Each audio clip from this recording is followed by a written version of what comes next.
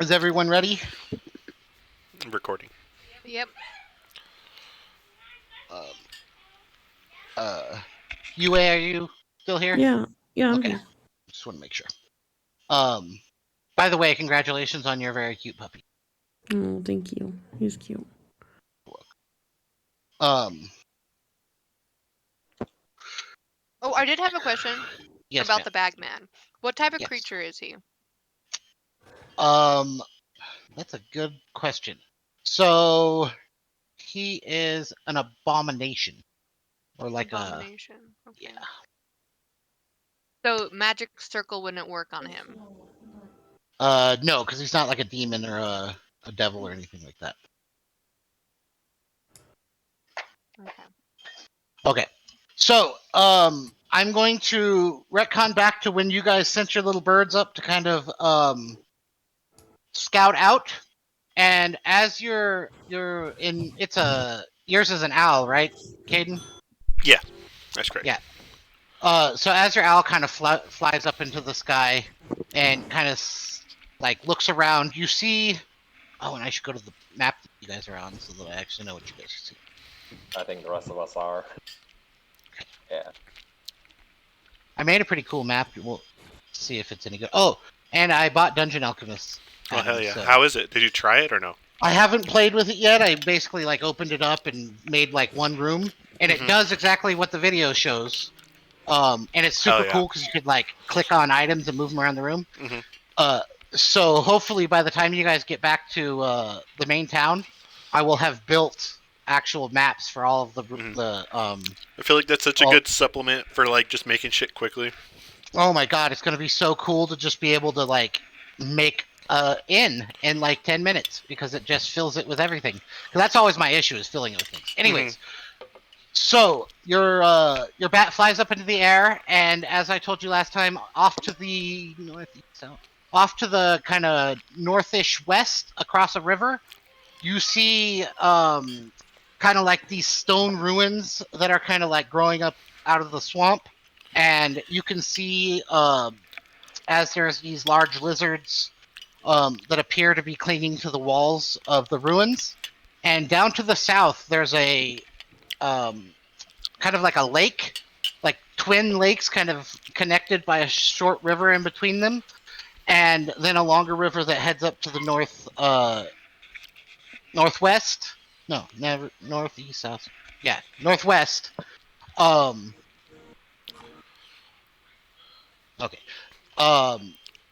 And kind of in that kind of area where that lake is, you see kind of like a semi-large like pond area, and you see that there's like this black mud within that pond area, but also you see that there's a large clearing out in front of it with what appears to be pillars and archways and things like that.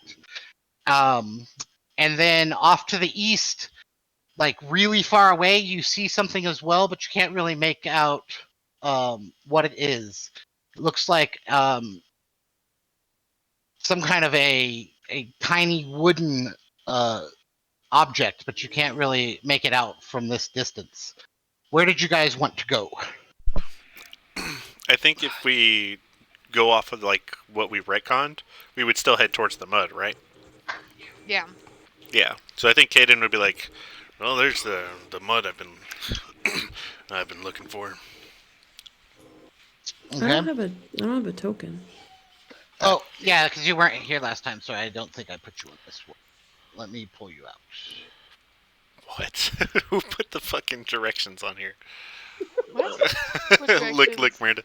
See, look north, south, east, west. Because we need that specific type of mud. That black mud. Correct. Do you remember? Do you have written down all the things that you're supposed to collect?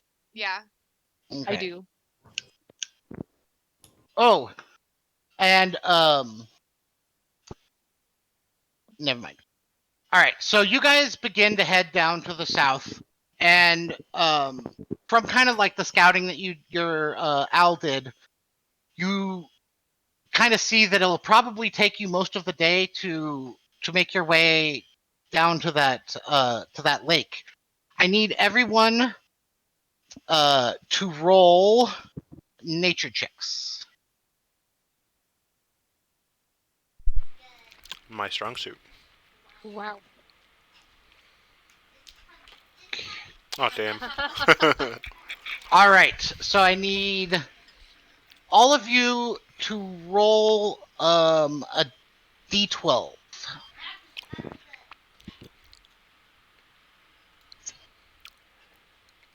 I'm sure that's fine, right?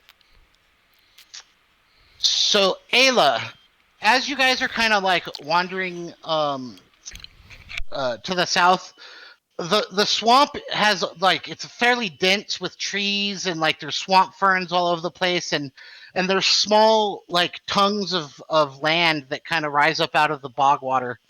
And as you're trying to pick your way through these places, you eventually take a wrong step and you step into a deep kind of like mud hole. And as your foot kind of falls into the mud, I need you to roll a Constitution save. Oh, oh God.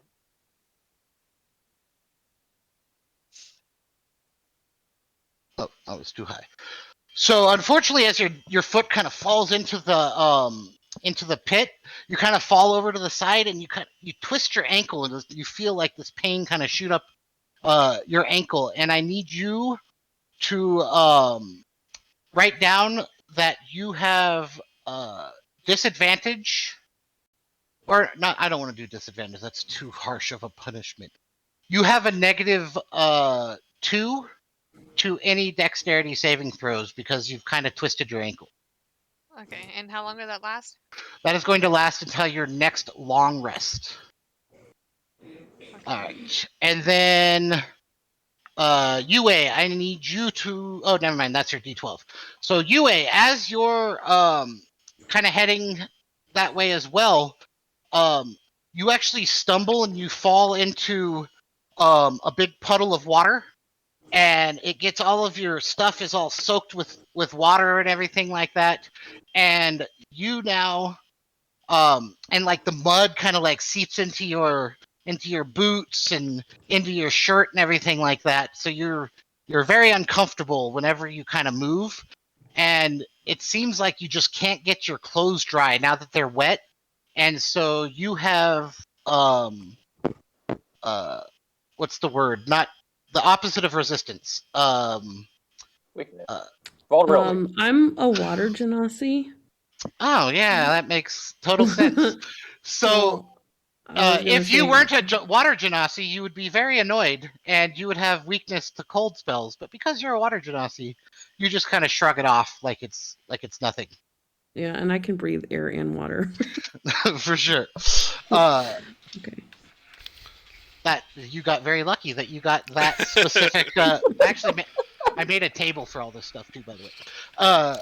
So Caden, as you're kind of going across like one of those little spits of land, you put your hand out and grab a log, trying to like catch your balance, and suddenly that log moves and it is actually a snake that tries to Oh. bite you. I need you to make You just wanted a revenge, huh? no, actually, like- you just you rolled specifically that one. So go ahead and make a dexterity save. A dex save, that's my weakness. All right. So the Why? snake is able to actually sink its fangs into your hand, and you feel as like the venom starts to course through your veins, and you now have the poisoned condition For how long? till your next long rest. Damn. Okay. That sucks. That's harsh. Way to beat me up, DM. Yeah, I'm sorry. Thanks. And then if you guys had rolled your better survival check, It's alright, it's alright. Iris, it's funny that you rolled a 3 here. So, you watch as Caden kind of like gets bit by that snake, and as you watch the snake kind of slither away, you see as it slithers through this plant, with these green leaves on them, and I need you to roll a history check or roll a medicine check. Are you sure you don't want to go with this tree? Just saying. You know what? Roll a history check. That's fine. Fine. Either. Those leaves look very familiar, but you're not sure why. Did somebody drink a fucking talk with animals potion? So we can talk to that snake. And I think that is everyone, right? All right. Also, while all of this is happening, it kind of makes you guys take a little longer than you thought it would, and it increases the time of you guys kind of flailing through this swamp. And you guys are about 3/4 of the way there as the sun starts to fall behind the horizon. You think you could probably still make it to the lake by nightfall, but you're not sure. Are you guys going to keep traveling through the night? I don't know. I think that's the wrong accent. I don't know about you guys, but my ankle's a little bit hurt, and we've got somebody poisoned over here. Can we turn in for early for the evening? I'm not feeling too great. I know. My Okay. ankle's about to be swollen as big as his head, and then she points her finger over at Caden. My hand got bit, and you see my hand swollen. Your hand's Yeah. very swollen. Yeah. Put that thing away, Caden. No one wants to see it. Oh. Okay. So are you guys going to make camp for the night? Well, that's my vote. I think we should too. I Alright. rest after what happened. I need all of you to roll or who's going to find the campsite? Well, considering I have a sprained ankle, I think I'm gonna be one to like chill. Okay. Let's see. I can do it. Okay, go ahead and roll a survival check. Probably a good idea. I'm helping.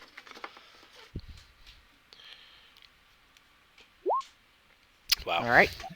We're destined so to die all of this Me session. too. Jesus. All of you guys are exhausted, and the swamp is it's hot and humid, and there's bugs everywhere, and it's loud from all the like cicadas and all the bugs making noises. And so you try to find a dry, spot to make camp, but you can't see anything kind of around you. So you guys just find the first kind of dry-ish land that's above ground, and set up a camp. Are you guys gonna have a campfire and everything, or are you just gonna pass out? Did I ever tell you guys hate the swamp? We should probably do Hey, a I've campfire never up heard here. that before. Yeah, well, if I didn't hate the swamp, I hate it now. But yeah, I agree with Iris. I agree with what you said. The swamp does not sound like a place I want to go to again.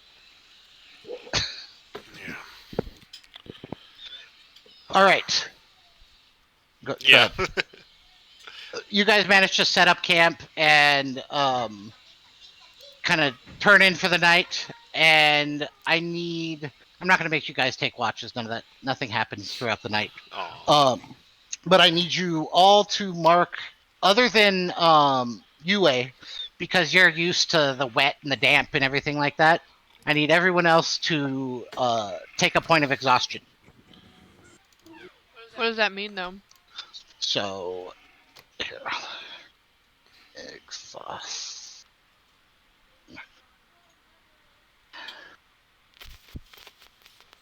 But we let me get find- our spell slots and stuff back? Yes, it's a long rest, but you are get exhausted. I have a question. I have a thing that's labeled swamp and it says 5. Is that important? So it was going to be, but I've changed that. Remember, I was making you guys kind of roll, and I was giving you numbers. I changed that to the table instead of. Okay. Yeah, it was still going to lead to this exhaustion thing, but I changed how it was going to be.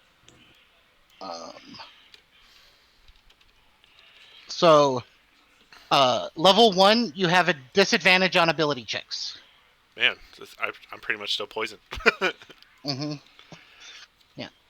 All right, Except so my you guys attack wake. rolls are normal, right? So attack rolls and stuff like that are normal. Yes. Okay. Yeah. So slightly if better you than were, being poisoned.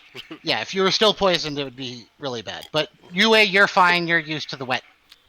I need everyone to roll me another survival check, but this time at advantage.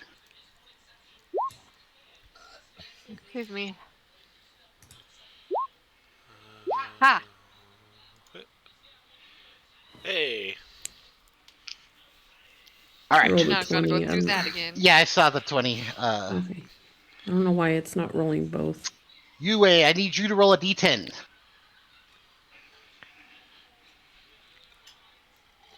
Okay. So, you're kind of like rested after the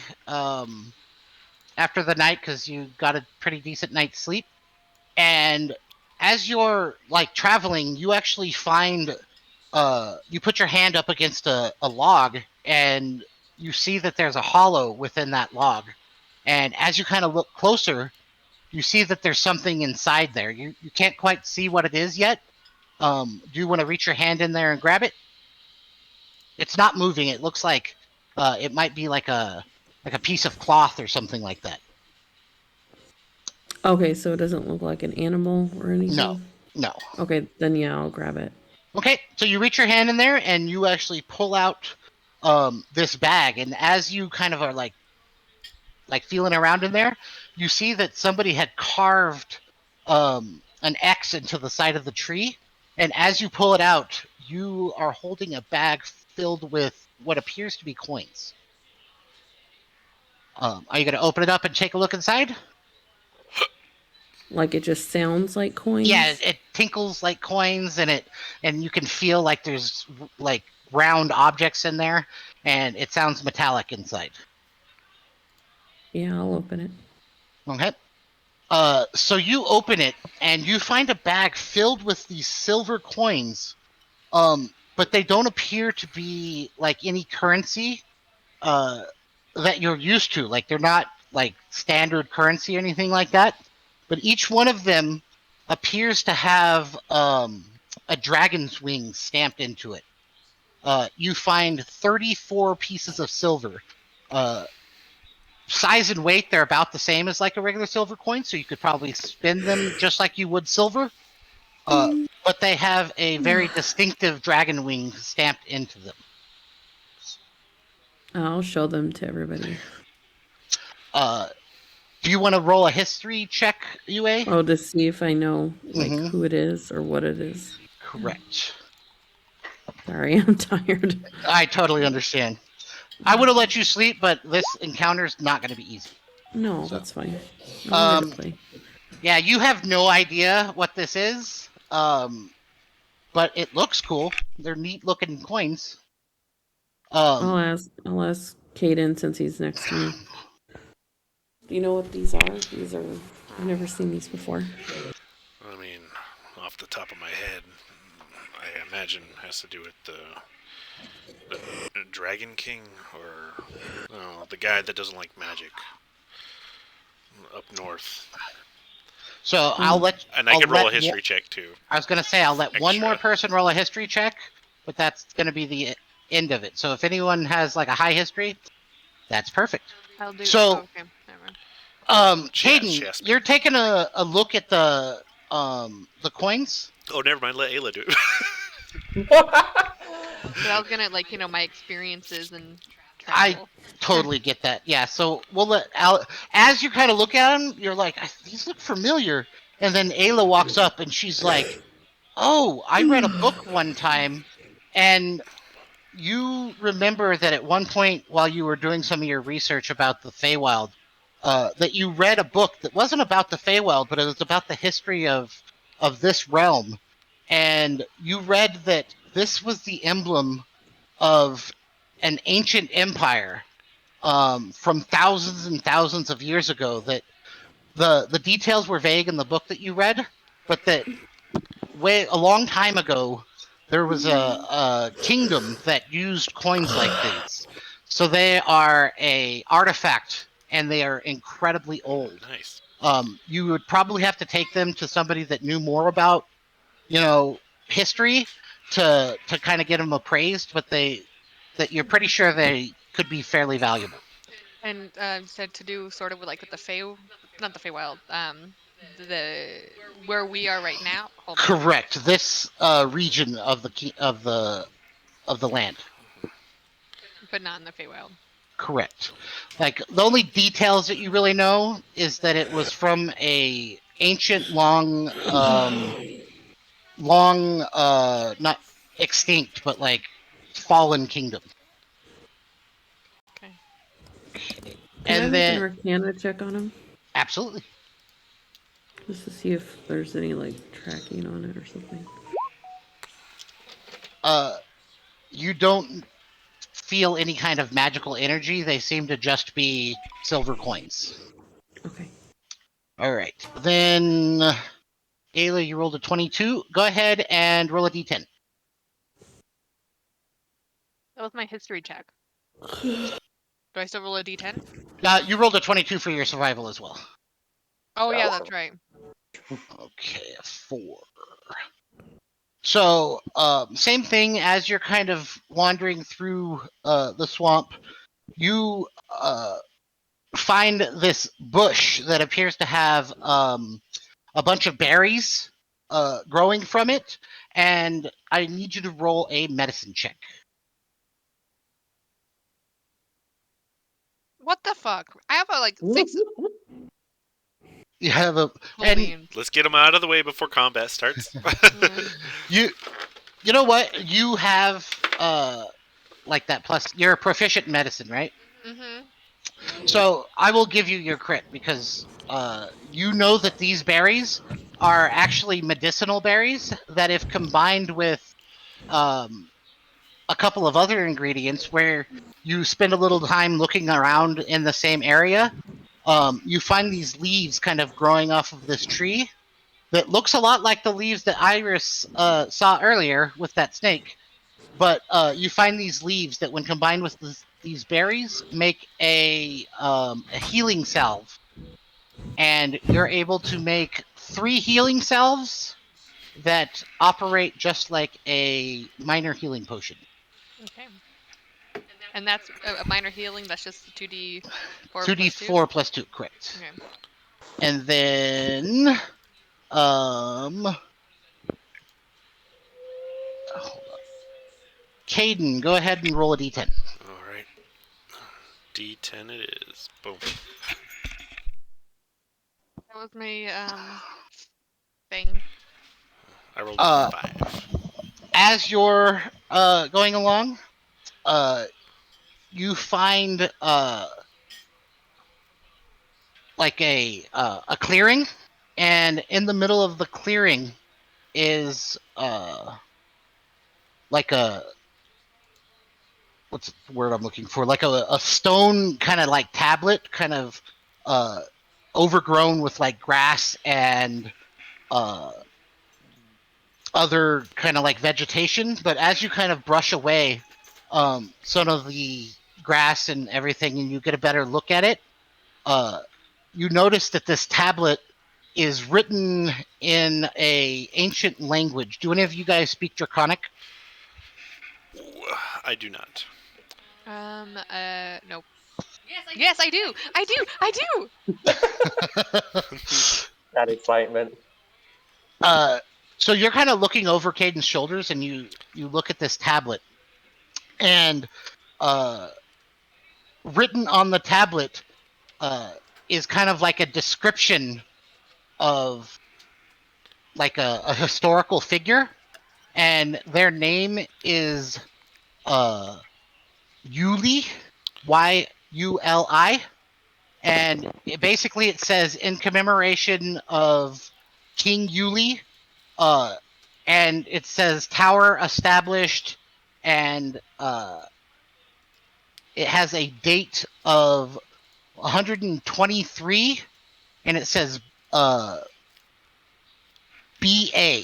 So you're not sure what the BA means? Do you want to roll a history check to see if you know what that means? 4. Excuse me? I said sure. Okay. So you again from that same book where you were reading about the coins, you know that BA stands for before ascension, and it has to do with that same kind of kingdom from long ago. And the tower, the name of the tower is. Let me find where I wrote it.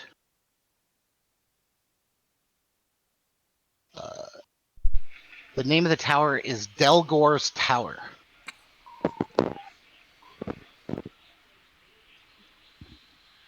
And I realize that none of this makes sense, but depending on what you guys do later, it will. Okay. And then Man, I'm racking in the knowledge today. I know it's Yeah. like you are the historian of the group. Yeah. Kaden kind of looks at you as you're like reading this out, and he's like, "Well, were you a scholar or you're a wealth of knowledge?" Until I was about 13 years old, I was very educated, but I've just been around. Yeah, that's That fair. is all. Yeah, you're just giving me vibes off of an old ally of mine. He was very into histories. Anyways, old people and reminiscing. All right. And Iris, I need you to roll a d10.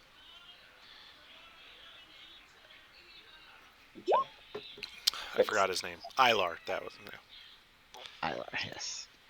All right. And Iris, Really? as you guys are starting to get closer to the lake, you start seeing as there's these like stone like protrusions that seem to be sticking up in different places throughout the swamp.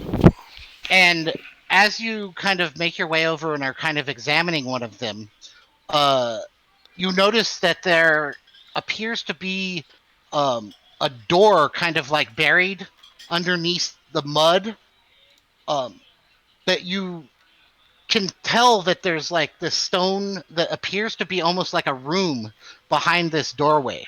But in order to get to that room, you would have to dig down into the mud, and you can tell it would take you a little while. Do you want to spend the time to kind of dig into the swamp to kind of open this door, or are you just going to leave it be? Alright, so I'm gonna take a look at it. And she's just gonna come with the others anyways. Hey guys, there's a neat door here. Maybe there's something cool behind it. In the middle of the swamp. In the middle of a swamp. Me and you. I mean, can't be traps or anything. Probably. I don't really have anything to help us with this. I don't think I even have a shovel. Like, who carries around a shovel?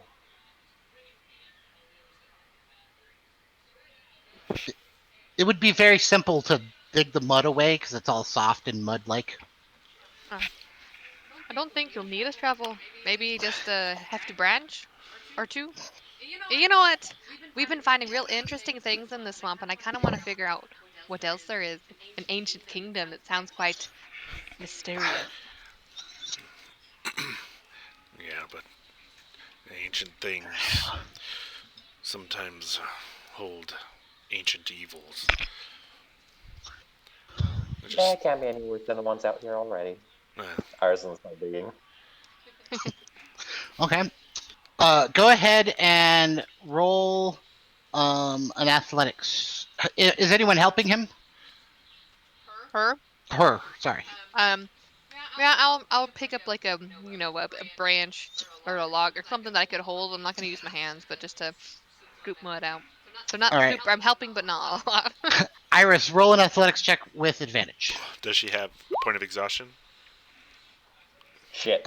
Yes, but she still rolled a 15 without the advantage. So, it takes you a while, about 2 hours to kind of dig it out. But you're able to kind of dig out this door, and you're able to kind of like push it open. And as the door kind of swings open, it kind of crumbles into like rotted wood, kind of crumbles, and you're able to open it, and inside appears to be what was once a closet of some type, and there's like clearly ancient kind of rotted cloth materials that has rotted almost into like a slime, and like there's like what appears to be like a broom that like doesn't have its bristles anymore. It's just kind of like a broom handle, kind of rotted away. But you do see a staff that appears to be in pristine condition, kind of leaning against the corner of the closet. Iris' eyes are widen out. Guys, I found a stick! Oh, careful before you touch it. I hope it's a cool stick. You know, because if you have a staff and you grab another staff that hasn't been cleaned, you could get a staph infection. I'm grabbing this stick. Okay. If you have inspiration, Caden, you need to take that away. No. I'm just kidding. Oh, I don't have inspiration. Okay, so I'm clear. I still have like three inspiration points. Can I borrow one? Okay, so Iris, once you grab the staff, you can tell it definitely does something magical. You're just not sure what. Well, I guess I'll find out at some point in the future. Do you have do any of you have proficiency in Arcana? I think I might. I do. I does not. Never mind. No. It was survival. I have. As a master wizard, of course I do. Caden, make an Arcana check. Wow. Can I assist? Give him an advantage? We're both just looking at this thing like... Yes, you can have advantage, so you can roll it at regular. It wouldn't be a disadvantage with exhaustion, because it's not an ability. Yeah, because it's not an ability, you're right. Yeah, so go ahead and roll it with advantage. Should be rolling. Aw, 13. That's good enough. So this is a Staff of Knock. So you can cast the knock spell with this staff. Here, you can have it. Knock yourself out. Wow. He's gonna knock himself on the head a little bit. I'm so disappointed in you. I'm very tired. Adam. This is what happened when he gets exhausted. So the knock spell is you can make the sound of like a knocking door come from anywhere that you want it to. It's kind of like prestidigitation, but it's a specific sound. And it's a pretty cool staff. It looks like a gnarled kind of oak, like root type staff. Is it sufficient for a walking staff? Absolutely. Or a bopping Are you staff. sure you don't want this, Caden? I think I'm gonna pull together your features. I guess I can't really knock it until I try it. Oh my god. Somebody take Somebody have a mute spell. Adam, Jesus. Sorry. Oh, God. I never really understood how old you were until you started cracking these jokes. No, it's just the swamp. It brings out the worst in me. You know, my father used to make jokes like that. Does this just come naturally with age, or do you have to go to some special old man school to figure out these jokes? I don't know. Okay. It must be with age. Comes with children. I guess I have to look forward to that. Great. Yeah. Gotta add a few more knocks to your belt. Oh, that's notches. Never mind. I give up. I'm gonna take away a point of health. Okay, there we go. Yes, Jesus. All right, so you guys are able to kind of move towards the lake, and as you guys start to get closer, you notice that these kind of like stone outcroppings are happening more and more, and you come to an area where a lot of the kind of like water and stuff like that seems to like clear away, and it's more of like just like a swampy, muddy area. But you see as there's these large arches in the distance that have been grown over with swamp vines and plants and everything like that. But you see that there appears to be an entrance within the arch that if you were to cut away some of the vines, you could get through. And so you guys are standing in front of this kind of like vine wall, stretching across this archway and spreading out for hundreds of feet in either direction is this kind of like vegetative wall that appears to be going around in a circle. What are you guys gonna do? Well, I'm no good at really chopping things, but I might have a cantrip that can help clear out some of this vegetation.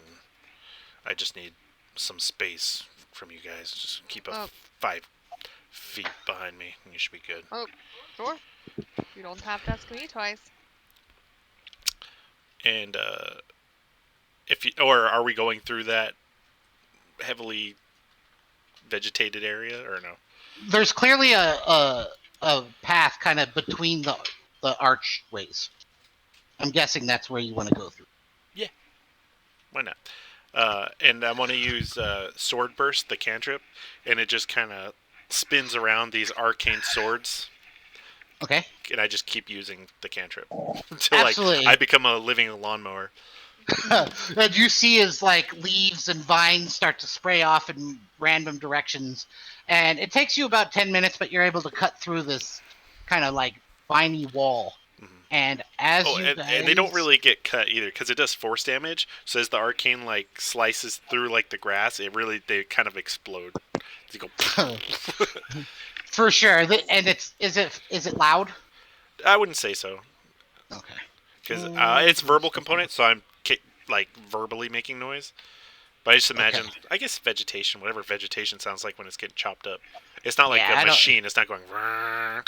Yeah, I don't think it's like loud booms or anything like that. But yeah, you're able to cut through it, and real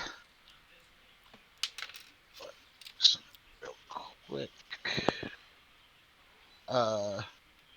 Dang it! Yeah. I want to do something, but don't want you guys to be able to see. You might be able to 2GM yourself. No, it's a map, but I just don't want you to see the whole map yet. You could add the... Just use the run lines like last time. Screw it. I'll just let you guys see the whole map. It's not that big. Everyone zoom in. Yep, scrutinizing the whole map, though. Can you guys see? Yeah. And I can see... We can see all the bad guys and stuff. Yeah. There's no There's no militia.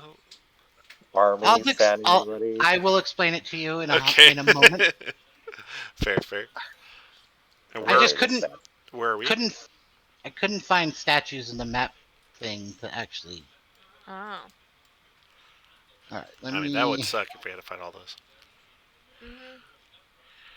You find your guys' characters. You walk in and turn around.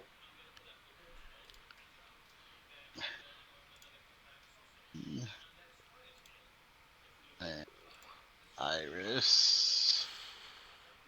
Bastard. That's everyone, right?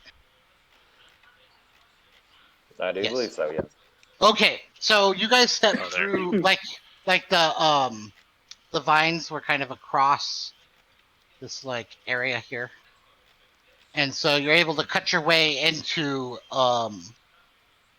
this little area, and you see as out in front of you there are these pillars that appear to have broken and kind of like succumbed to the swamp and fallen over, and have been this swamp vegetation has kind of grown up around them, and you see this kind of like pathway between these statues that appear to be standing in ranks, and these statues are about 6 feet tall, and their helms look like they have like the heads of a long-beaked bird. They have large shields with like feathers kind of growing off of them, and you can tell that they're all made out of this black mud. And further down the way, you see what appears to be like a pond But you see the ruins of like this crumbling stone and mortar that appears to have been man-made at one point, almost like this was actually roll. Never mind. You see like this crumbling kind of like pond at the end behind all of these statues. And next to the pond you see this stone table, and next to the table appears to be like this stone chair. Like kind of looking towards the pond. What are you guys gonna do? Oh, this is I ominous. do enjoy ruins. Yeah, you scholar. Let's go check it out. I just, yeah, I want to take a quick sketch of these statues here. I've never seen anything like this. Look at this clay. It's black, black mud. Do you think this has something to do with the mud that we're supposed to be getting? The same kind as black? I mean, that's what I was considering. We could check the pond. I'm going to see when I go to examine one. I want to try to scrape off some and like keep it in a little, bottle. A little bit. So you approach the statues? Yeah, like the one that's closest to me. Of course, I'm looking for traps too because it's old and things might be falling. There might be holes in the ground. I don't know. Of course. Roll a investigation check as you're walking up to it. Yeah. Nice. Okay. You can tell that there doesn't appear to be any traps or anything like that. As you approach the first statue, this statue looks like it was carved by like a master craftsman. Like the details are intricate and the lines are perfect, and you can almost see like the wrinkles on the hands and the feathers. You can see each individual like hair of the feathers, and you can see as like the pinions appear to like be growing from the shield itself. And the sword has intricate kind of carving in the pommel, and the blade is perfectly shaped with like this curving outline, or like this curving silhouette, almost like a scimitar, but a little longer and less and more like fat in the middle, but thin at the base and at the end. And as you kind of like scrape away at the surface, you see as some of the mud kind of scrapes away, but falls to dust. But as you scrape away, you would expect like a mark to be left on the surface, and you don't really see anything happen. But as you like scrape it away, it almost looks like the surface beneath where you scraped goes back to being absolutely perfect. Like you don't leave a mark on it. And it's not like mud. It kind of crumbles into dust as you scrape it away. I mean, can I catch that dust? Absolutely. I mean, I assumed I was getting dust. I didn't think I was going to get a chunk of mud or anything. Yes, you can absolutely catch that dust. Well, you guys see this? Not only was this a master craftsman, but some powerful magic wouldn't. Look how preserved. There's got to be a preserving spell. How neat. Well, it's definitely not the mud we need. Neat. If you can't get a good chunk of it, or I'm sure we need it wet anyway. It's no longer mud anyway, but I'm sure it was probably made out of the same thing we do need, maybe.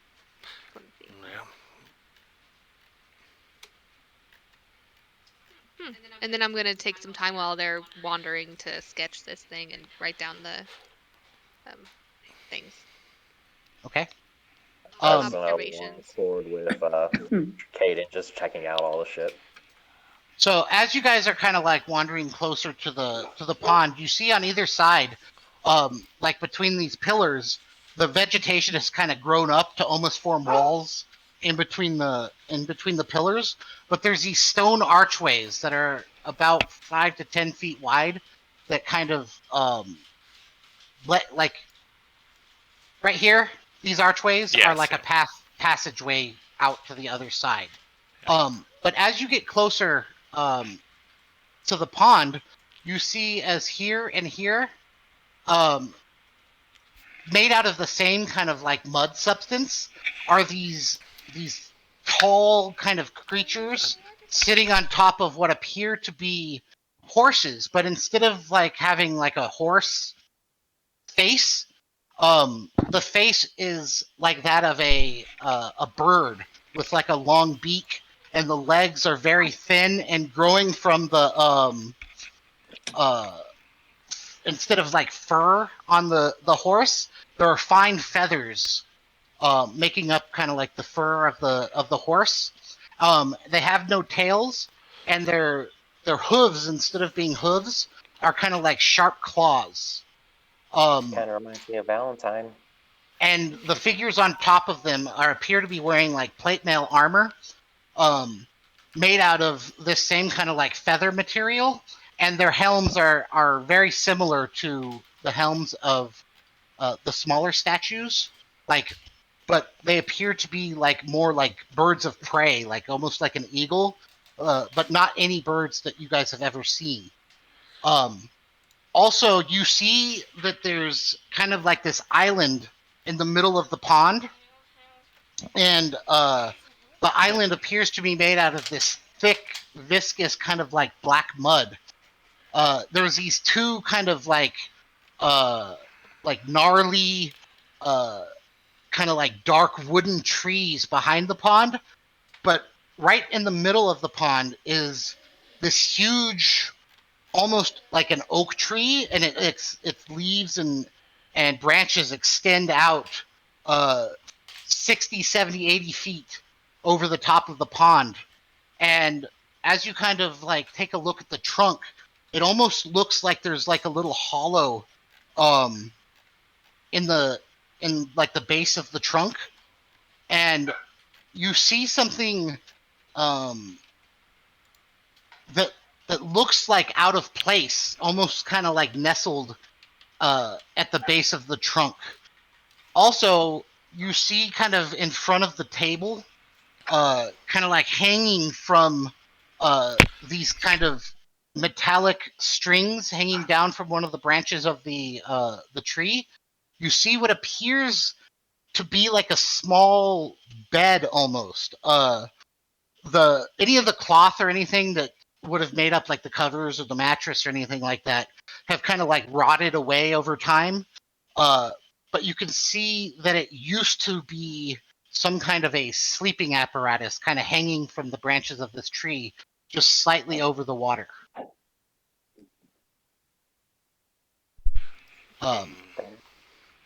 Very. What was that? That's very curious, and I kind of want to learn more, but I don't know what it'd be. I would love to see what this place looked like before it became. Imagine such wealth and comfortability where you had a napping place like there. How serene and calm it must have been here. Are you gonna get a sketch of these other statues up here? Of course. Yeah, makes sense. Well, it looks like the mud we came for. So, Caden, as you get close to the edge of the pond, you kind of look at the tree and roll a perception check with advantage. Perception. Why? Oh yeah. So you can see like where that kind of like hollow is at the base of the tree.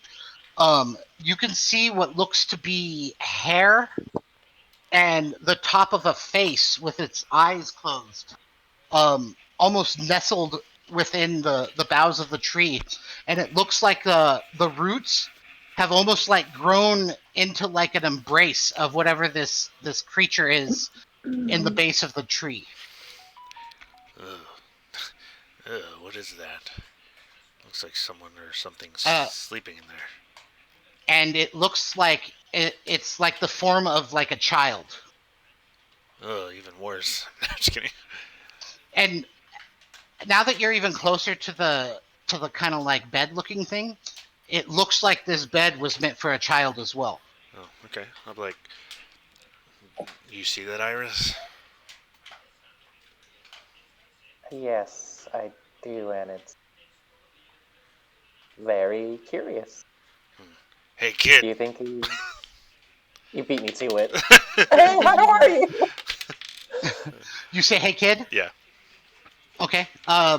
So you kind of yell, "Hey, kid," and nothing seems to happen. It looks kind of like this serene in the middle of this swamp, but it's still a swamp. Like the area around it is still a swamp.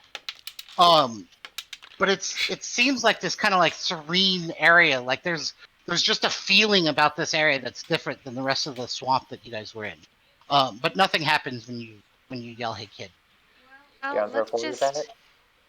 Can I shape water over him and drop it onto him? Splash water. So you want to shape water? Yeah. Okay. So as you cast the spell and the water moves, as soon as the water is disturbed, you hear like this cracking and creaking sound, almost as if like wood is beginning to move. And you see as the arms that almost like kind of were enfolding this figure begin to move. And as you lift the water up, are you still gonna throw it on the child? No, I'm gonna run. Okay. She's So just, oh, nope. I fucked up. so you let the water like fall back into the pond. As it Yeah. splashes back into the pond, you see as the arms extend out and the child's eyes open. And she looks around for a second and she sees you. And you hear this little child's voice. "Daddy? Is that you?"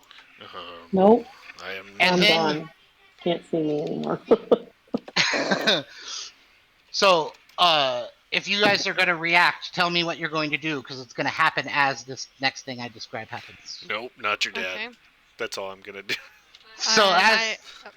go ahead.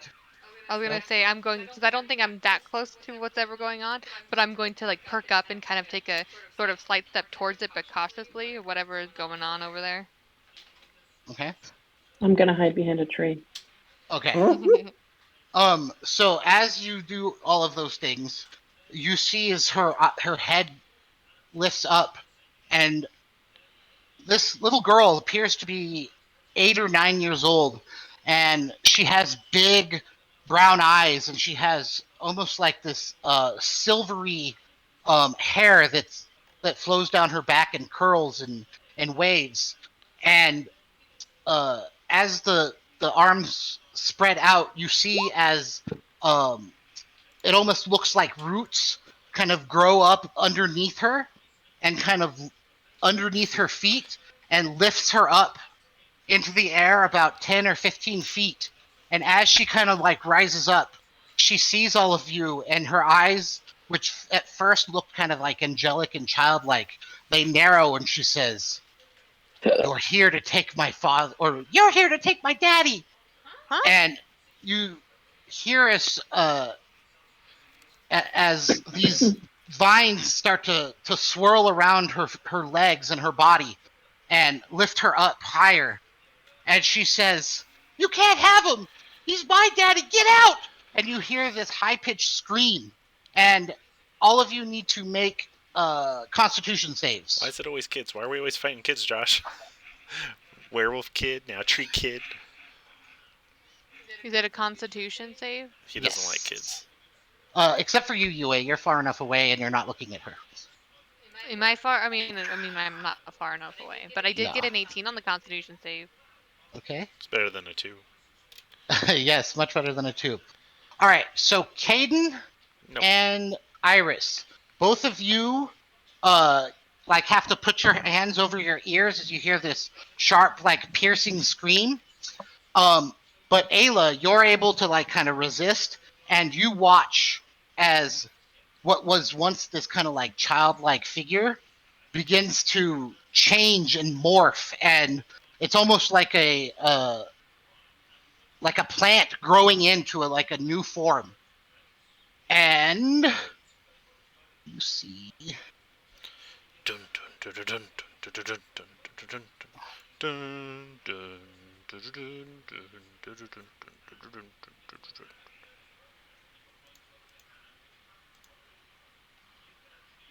So as this tree kind of unfurls, you see as her legs actually kind of like become the roots of this tree, and her arm is like that of a root with these sharp claws at the end of it, and a staff grows from her hand and expands out into this long staff, and her hair transforms into this mossy green color and cascades down her back, and she says, I am Princess Maven. This is my realm, and you are not welcome here.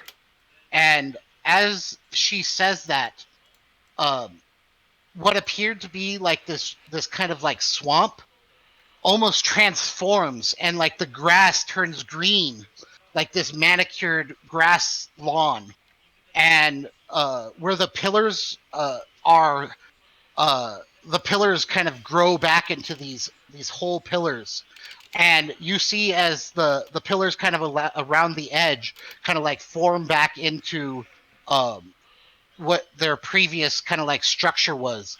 And basically this entire area kind of transforms into what appears to be the top of like a tall tower. And there's these tall pillars, and this huge glass dome kind of like forms over the top of this tower. And the crumbling kind of like weathered stone around the pond kind of transforms into an actual like stonework, and like a very like richly decorated stones, and the green water transforms into this perfectly clear blue water, and the middle that is this black mud kind of transforms into a grassy hill with this large oak tree on top of it. And basically this area becomes what it used to be, which is this extravagant tower. And as she says that, you hear like the sound of armor like kind of creaking, and you hear in unison as multiple knights kind of bring their feet together to attention, and pull their shields in front of them and start smashing it against their chest plates, and all of the statues behind you start to come to life. And I'm going to need everyone to roll initiative. Oh, right. man. Is your counter up? No, I'm pulling it up right now. All right, now it's up. Sweet. Oh, I rolled an 18. That's fine. Did it before. I'll fix it. So just roll it again, and then I'll fix it. Boo!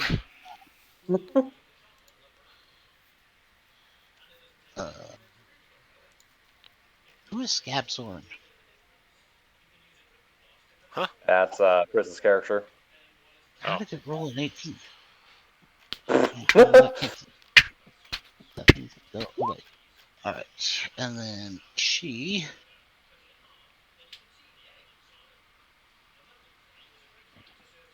Roll initiative.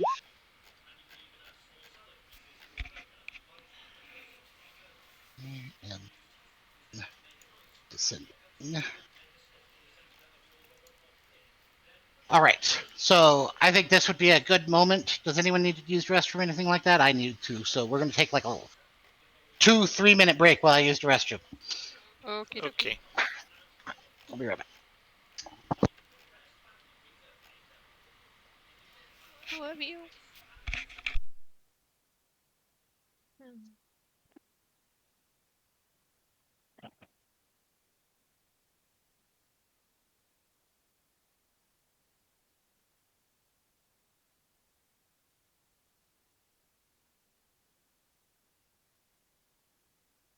Oh, this doesn't seem promising.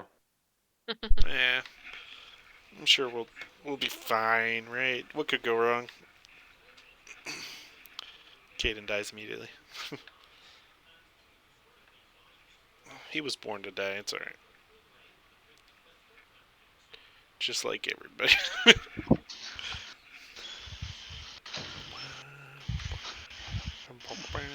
We rolled shit for initiative except for Miranda, of course. Yeah. And Yue's all the way back there. Hi, guys. Sorry for triggering all this. I rolled an 18. Oh, that's right, you did. So you rolled at least decently. Let me fix that. 8. Dang it. I'm coloring with gel pens while doing this, and I love it, right? But the only issue is that it doesn't dry that fast, and when I'm coloring other spots, it's smearing the spots that I just colored. Makes me very sad. There we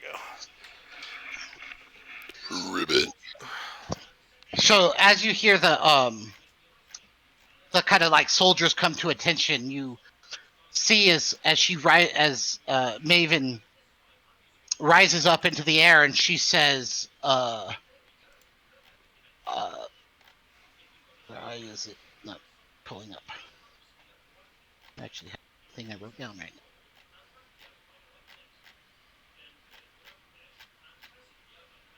Okay. She looks at all of you and her eyes glow green and she looks down at you and she says, "You can tell your master of Valstorin that just like the rest of his minions that he's sent to take my kingdom, you will fare no better. I look to repel you just as I've repelled the rest of his armies. You will find no succor here. You will find nothing here. It is time for you to be destroyed." And she spreads her arms out, and it is Ayla. Hammer It time. is Okay. your So turn. I'm going to cast Shield of Faith, so Okay. that is a bonus action. But I'm also going to cast Command and try to get her to listen. Okay. Or like calm. Actually, hold on. Calm. That's the word I'm going to use. Calm. Okay. So you're going to cast command on her? Uh-huh. She's going to use one of her legendary actions, and she is going to pass the saving throw automatically. So you cast the spell, and you feel it starting to kind of like take over her consciousness, and then it's almost like the spell fizzles and just kind of like fades away. Okay, then I'm going to quickly shout, "We're not who you think we are!" And she kind of looks at you, and she says, "You cannot lie to me." And No. She failed her insight check. are you going to do anything else? You can move. Yeah, I think I'll move back a tad. Or hold on, because these guys came to life, yeah? Oh, yeah. Yes. Okay, so I can't really Do move they have out. an initiative? They all move on her initiative. Oh, okay. Okay. Well, that's not good. So I think I'm just going. Oh fuck! I can't move without them getting an attack of opportunity. That is quite correct. So no, I'm not gonna move. Okay. Yue, what are you? And that's the end of your turn. Yeah. Okay, Yue, what are you gonna do? The big guys too, yeah. Yes.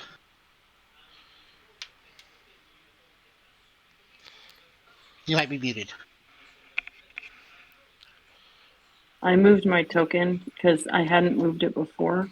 Okay. Yeah, that's fine. Okay. So I would say I was probably hiding behind something here. And I think I still have. Is this the girl? Yes. What is that? That is a knight. That is the thing that's on the kind of like bird-like horse. Oh, got it. Okay. I am going to move right here, and I'm going to hold my action, so if she attacks, I'll attack her. Okay, do you step into the water, or are you like on the edge? No, I'm like on the edge. Okay. Well, doesn't it look like grass now, you said? Yes, like everything appears to be like this pristine lawn, but all the bushes and stuff like that are still there. It's only like the actual stone and like ground that changes. So all those bushes and everything are still in the same spots. Okay. Yeah, I'll be on the edge then. So as you kind of like step up onto the edge, your foot actually passes through what appears to be an illusion, and this wall is clearly still crumbled and decrepit. So you notice that all of this stuff that you appear to be seeing isn't real. It's all an illusion. Okay. Okay. Caden, it's your turn. I'll say to her, look, we're not here to fight you. You need to stop. I'm going to turn around. I don't feel bad about this, at least. I'm going to put my back to her, and I'm going to point my rapier towards the group of knights over here. And a little bead of red fire is going to start there, and I'm going to shoot firebolt. Or not firebolt, I'm sorry, fireball. Okay, and where are you going to shoot it? For maximum effect, I'll get the farthest ones. Radius of 20 feet, so I should be able to get all of them.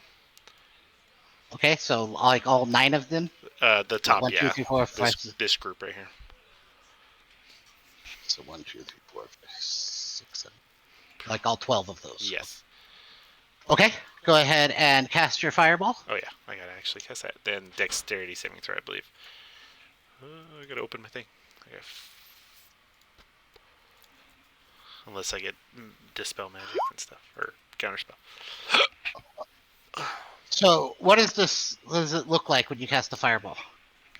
Yeah, I point my rapier, and arcane like fire starts to swirl around the tip of the rapier, and you kind of see steam coming off of it because of the ice effect of the rapier itself. And then it shoots off from the tip and arcs in this small little bead of red, and then it just expands big above them and drops down, like almost it gained a lot of weight. Okay, and you hear this boom as the fireball kind of explodes, and all of them burst into a cloud of dust. Yeah, and I'll say, I'm not here to fight you, with my back still towards her.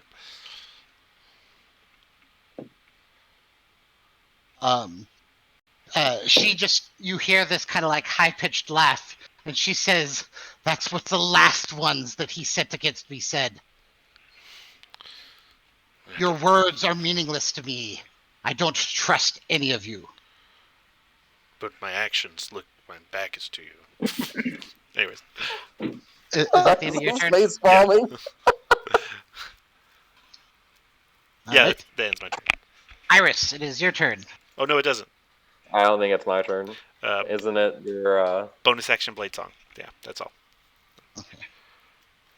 No, you're at 9. She rolled a 7. No, he's at 5. I'm pretty sure I'm at 5. Oh, are you? On my screen it's 7. I was 9. Oh. Okay. Yeah. Okay, so as she says, I don't trust any of you. She almost absorbs into the tree, and she reappears here. And she is going to cast this. And as she swirls her staff, oh, sorry. First, she is going to cast something else. I forgot. She has to do this first.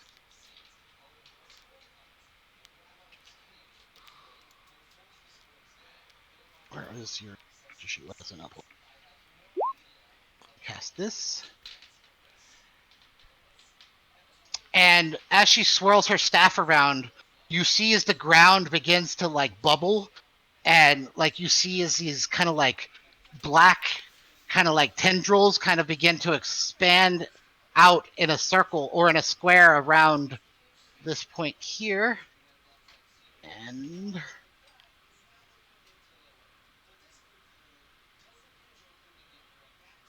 the ground forms into this black kind of Icarus sucking mud. And I need... Actually, no one has to do it yet. It'll be at the start of your turn.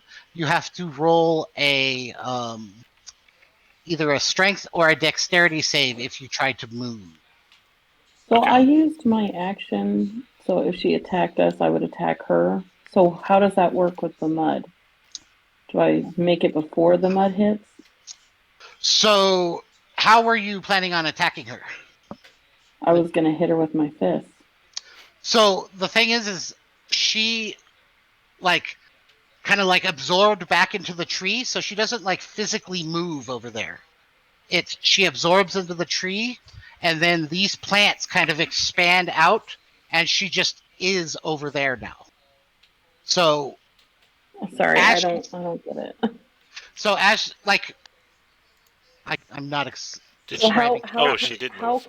How can I attack her then? So like, I guess I'm not understanding, I guess. I'm sorry.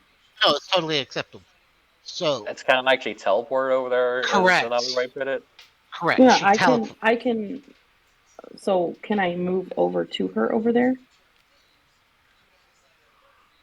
Where she was? That's what I'm asking. Yeah. So in order to attack her, you have to be within 5 feet, right?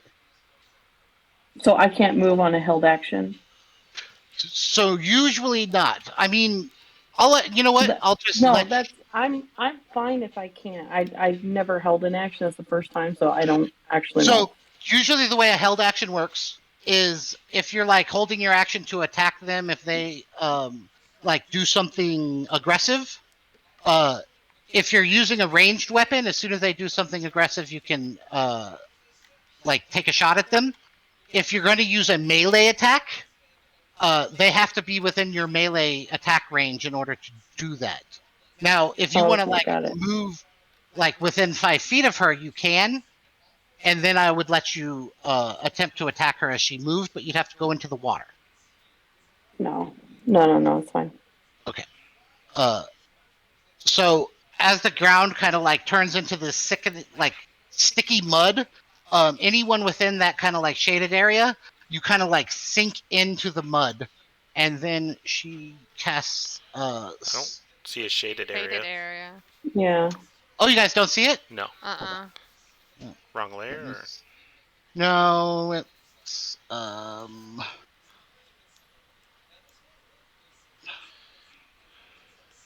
She has. I wonder why you guys can't see it. Oh, I probably have to. Oh, yep, that. There you go. Can you see it now? Yep. Now. Okay. I just hadn't selected that you guys can see. And then let me save her.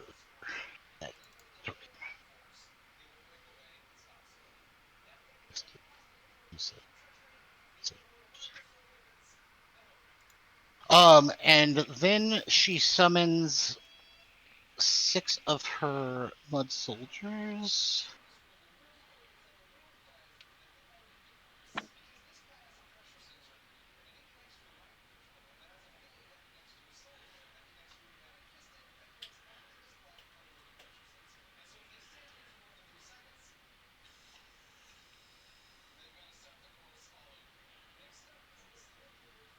So as you guys watch this mud kind of forms, you see as these soldiers kind of the mud rises up out of the ground and coalesces into this form of these mud soldiers.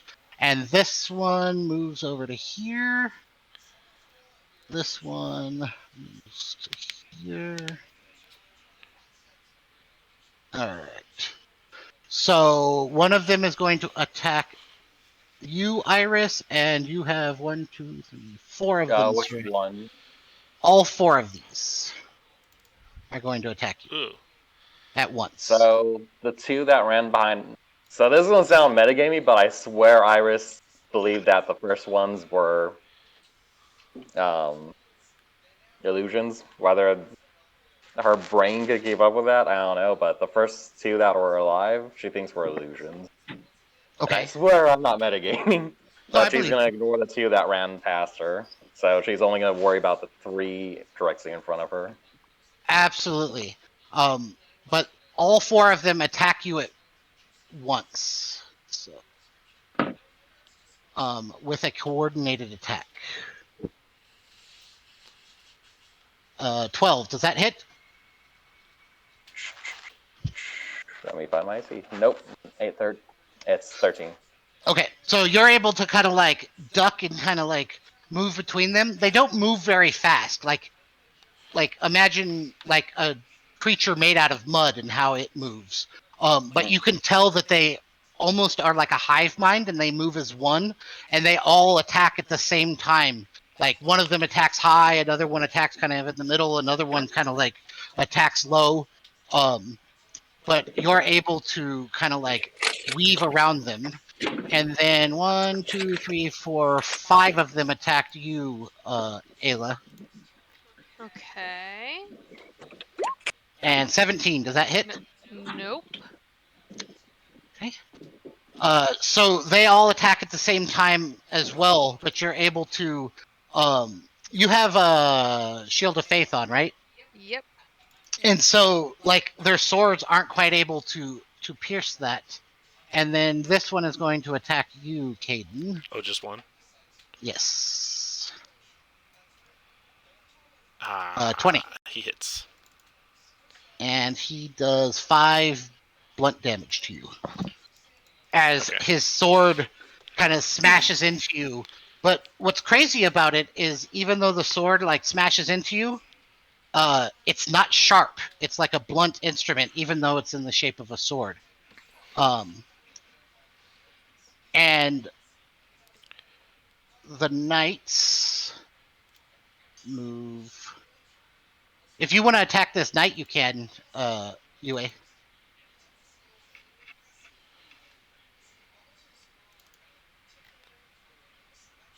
UA?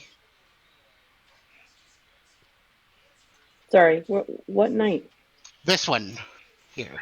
As it tries to move away from you, you can take an attack of opportunity on it. Oh, but got since it. you Okay, held your sorry. action, I'll just give you your normal attacks. Okay.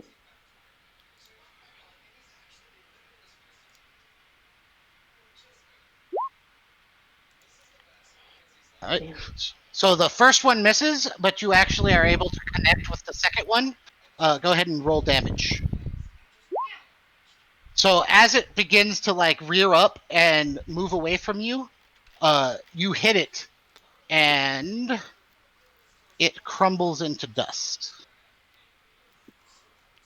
And how much damage did you do with your fireball again? You did 25.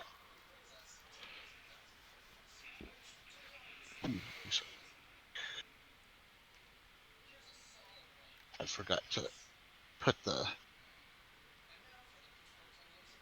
So 6 seconds.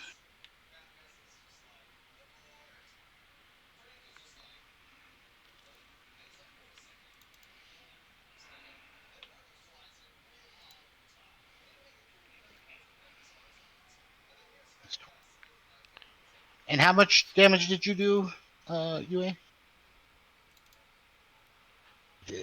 Did 8.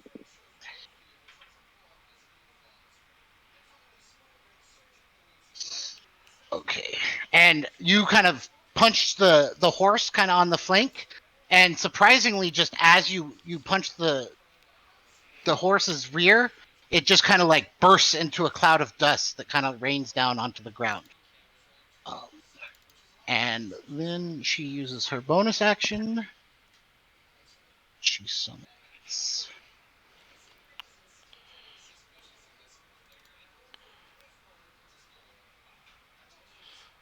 And she puts her staff out and lifts it up, and as her staff lifts up, you see as these vines grow out of the ground and they start flailing around, and these vines have like this thick kind of greenish trunk, and these thorny vines wrap around them. And Caden, you already went. I have to take my dog out. I'm sorry. I'll be right back. No worries.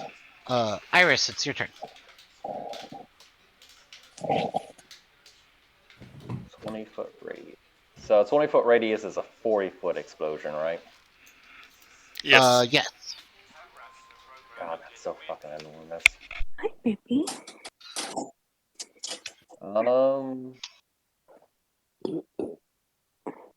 Iris is going to go ahead and cast.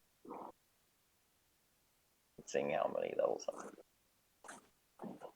Ray of Sickness, and for that spell, it's a 60-foot. Oh, it's only a single target. I thought it was an AoE. Never mind. Oh, good. Iris will go and cast Fireball then. She's going to aim it to engulf just the. I don't know if I can make a circle actually.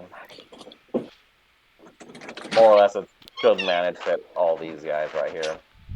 So the one in front of her and probably this fellow. I'll probably explode it right here, can I? Yes. I also go and cast Fireball right there. Okay. She's going to draw her arrow, and as she's weaving through the slow mudmen's swings, she's going to hum a little tune, and fire's going to just sink into her arrow, and she's going to fling this arrow and launch this arrow, and it's just going to swing by, just like, it's not even flying like an arrow, just arrow dodges around the first clayman and hits the center area right here, exploding. Okay. So as you do that, as a reaction, she casts.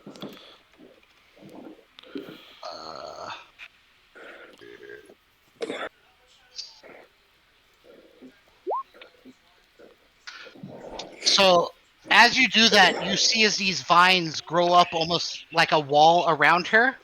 And as the fireball explodes, she's protected behind the vines, but you are able to kill everything else that it touches. So go ahead and roll your damage.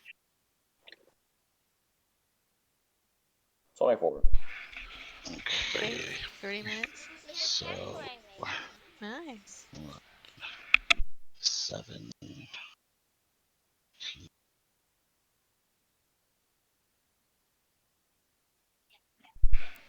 Okay. Did the puppy use their bell? Okay. Yeah, did you hear it? Yeah. Yeah. I was like, No, that was me ringing it. We're still teaching oh, him. teaching. Fair.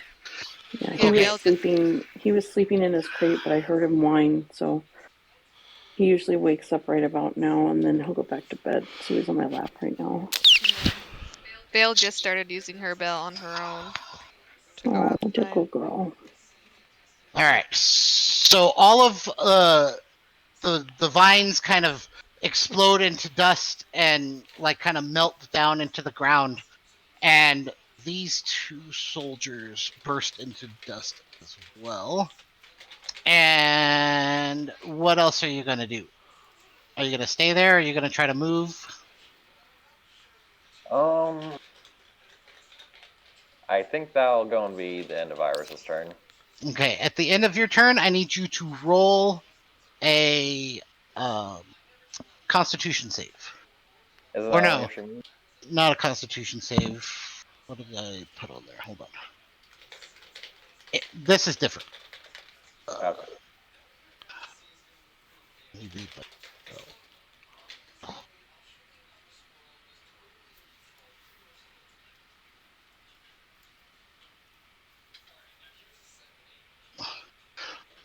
roll a dexterity save.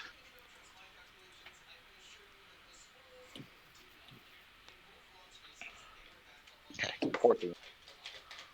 All right. You don't use a luck point. Okay. And take the 21. Yeah. Okay.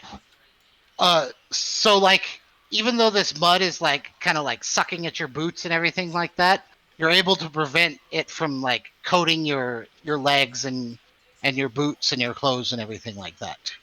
Ayla, are you gonna do anything else? In front of me? No, I was talking to Arkmir. Iris. That's my turn. Okay, Ayla, it's your turn. Okay. So I'm going to look at this crowd forming around me, and I'm going to cast Magnify Gravity, Okay. and that's a 10-foot radius sphere, and Okay. each creature in the sphere must make a Constitution saving throw or take 2d8 force damage. Okay. Go ahead and roll damage.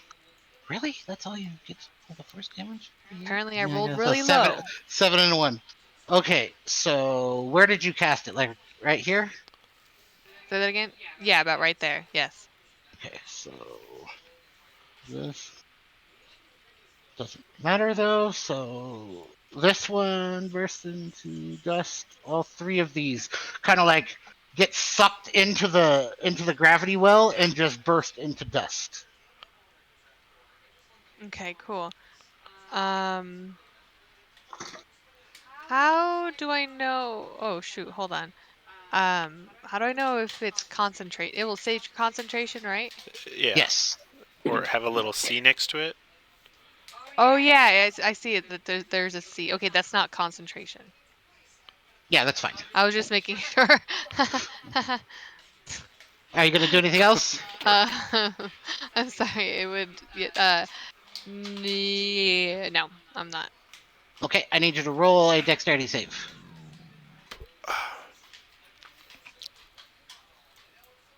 Yes. So it would be the 8, right? Because of the exhaustion, the ability. Oh, I forgot about that. So as you're just kind of like moving around trying to avoid the swords and stuff like that, you're starting to get kind of like coated in the mud that's kind of like sticking to your boots and like on your legs and everything like that, and it's this black sticky substance that kind of coats your legs.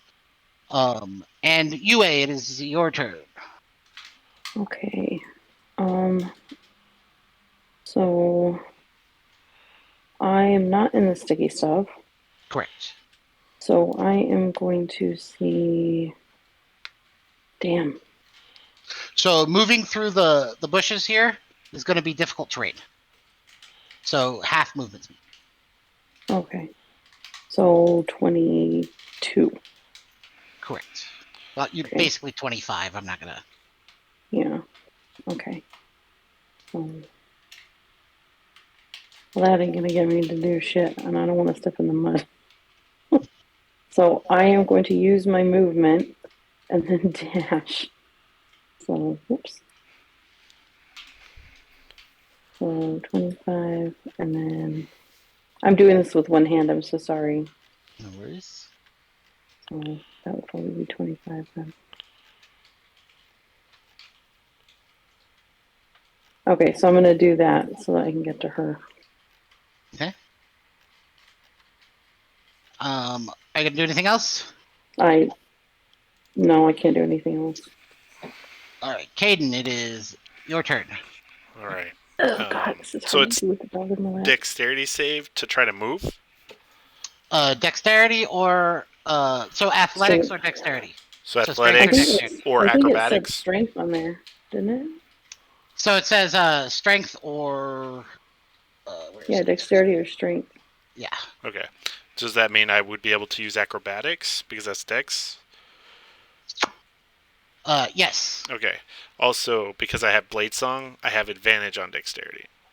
But I Okay. also have disadvantage on ability Correct. checks, so it'd be a normal flat roll. Oh, nice. Okay. 12. So, you lose half of your movement speed as you try to move through this mud. But I so can you move. Correct. So if I and move it is 10 it feet, is also it's difficult terrain. so 20 feet to get here.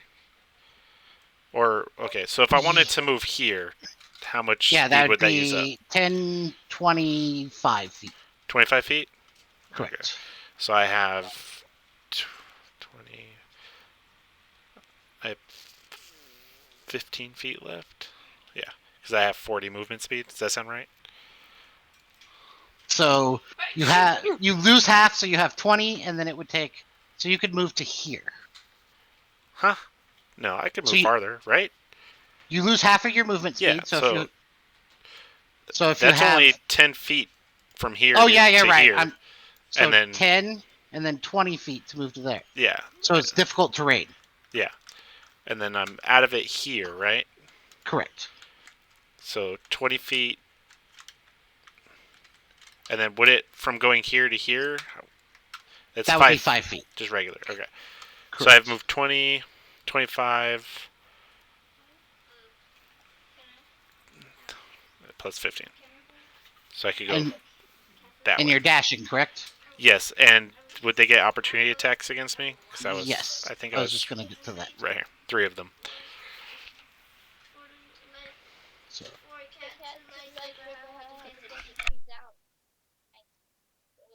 Alright. And they both attack you at the same time, and they roll a 9, so you easily avoid their attacks. Okay. And I'm like,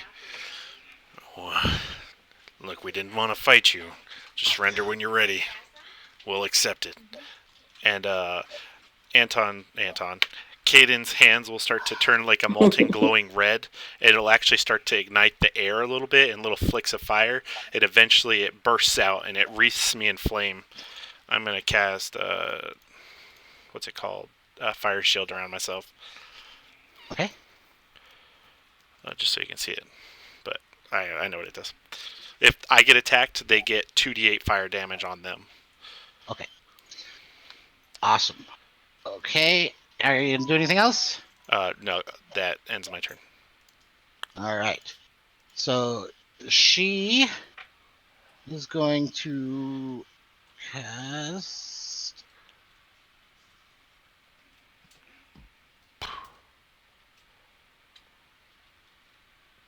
Summon mud soldiers. She's going to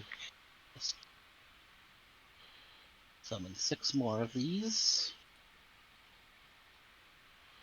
You guys just handle those. I'll take her out. So I think.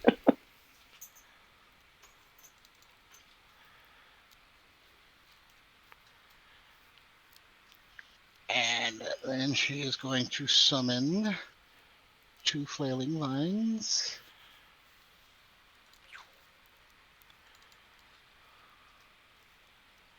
Here. So she waves her staff in a circle and lifts up 6 more of the mud soldiers. And then she summons 2 more of these flailing vines. And then, as bonus action, she's going to cast this. And Iris, you take 6 necrotic damage as the mud that's kind of like caked along your boots and everything like that starts to feel like it's burning, like almost like acid on your legs, and you take 6 necrotic damage. Got it. Not the kind of mud mask you want, that's for sure. Not good for spa days. And Iris, it is, or actually no, sorry. These 3 are going to attack you, Caden. Mm-hmm. 21. Yeah, hits sure. you. Yeah. And you take 7 damage. And they take 2d8 fire damage. But yes. And they burst into dust. Yeah. As they hit me, it just explodes with fire back in their faces. And then 1, 2, 3, 4, 5 of them are going to attack you, Iris.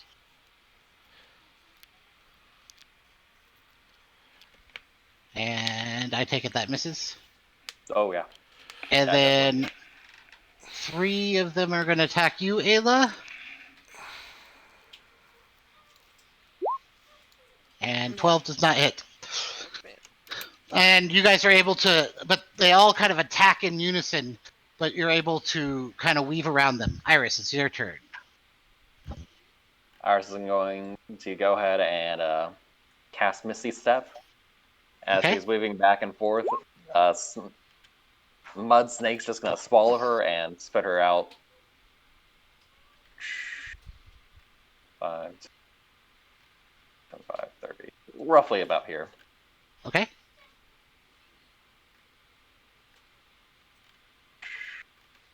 And as she's getting slung out of this thing, she's going to lose an arrow straight at the, I presume it's a dryad.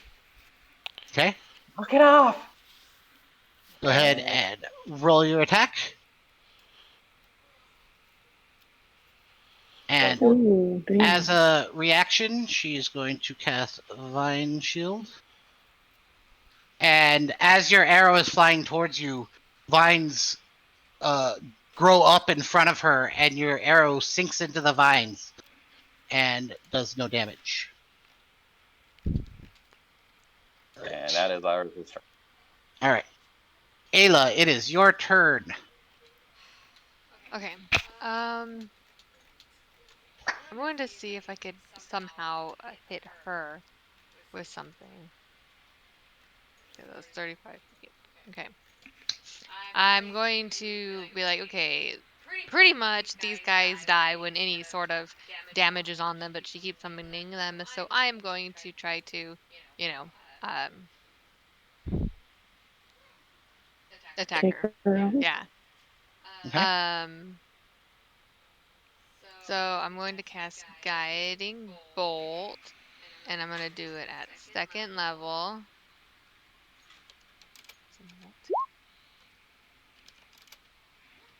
Okay. And that's the one that kind of like comes out of the sky, correct? Uh-huh. So the sky kind of opens up, and as this bolt falls down, she casts Vine Shield. Does she have multiple And- reactions in a turn? Absolutely. She has 6 of them, actually. And they cover her entire body, and the guiding bolt smashes into the vines and just dissipate over the vines as they kind of descend back into her, the plants around her. Try and throw it into the tree, maybe. She is the tree, isn't she? The big one's not moving. I presume. I guess I'm confused again. So Didn't she absorb into the tree? yeah, so the tree is still there, but she is like moving wherever there's plant life. She kind of grows out of the plant life into her form. Oh, I thought she turned into the tree. No, the tree is just static, but basically she is made of nature and can exist wherever there are plants. All right. Could I have seen how deep the water was? Yeah. Roll a perception check, and I will tell you if you saw that. So, it's about 8 to 12 feet deep. It appears to be like a fountain or like a man-made pond. Okay. Are you gonna do anything else, Ayla? Are you gonna try to move or anything? Okay, you know what? I am going to try to move out of here, out of their guys', Go ahead and roll either a dex or a strength save.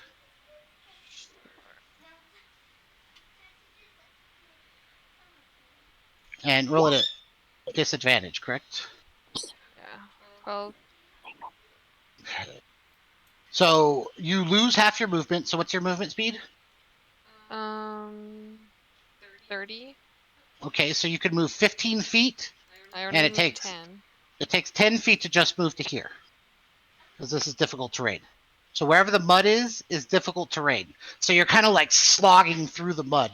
Like every time you try to take a step, the mud kind of like sucks at your feet and pulls you down.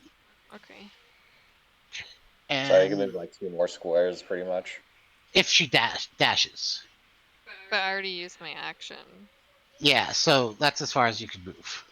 But these 4 get attacked.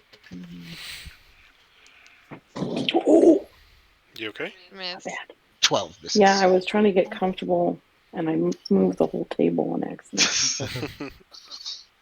All right. Scared the dog. UA, it is your turn. Okay. Well, I would have seen her block all these hits. So I'm going to look around. And would I have heard you, Iris, say that you were going to attack the tree? Or was that like you, the player, saying that? I think Iris probably would have yelled out. Okay. So I'm going to say, okay. And I'm going to try to run back there. Okay. As you move, this one of the vines is going to whip out and hit you. Where? Or try to hit you. This one here. Oh, I don't have my glasses on. I'm sitting far from it. Sorry. Let me zoom in. Okay. It has a range of 10 feet. Oh, okay. Well, then I'm going to take patient defense. Okay. It misses anyways, but... Oh, okay. Okay, well, then I didn't need to take Yeah, that. I don't take patient defense. Okay. Okay. All right.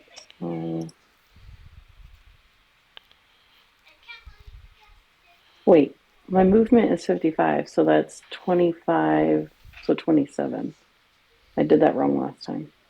Okay. I don't know how to count. That's okay. And then I'll use my dash action. Okay, so wish me luck, guys. I'm going in the water. We believe in you. I hope I didn't just make this worse for UA. Okay. Yeah, I won't be able to do anything after I move. Hold on, I'm looking at my stuff real quick. Bonus action, yeah, because I mean I have water stuff, but I'm using my action so to dash. So I'm gonna run through the water to the tree. All right. As soon as you step into the water, I need you to make a Constitution save.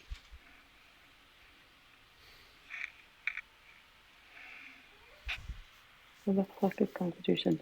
My brain is not working. Okay, you take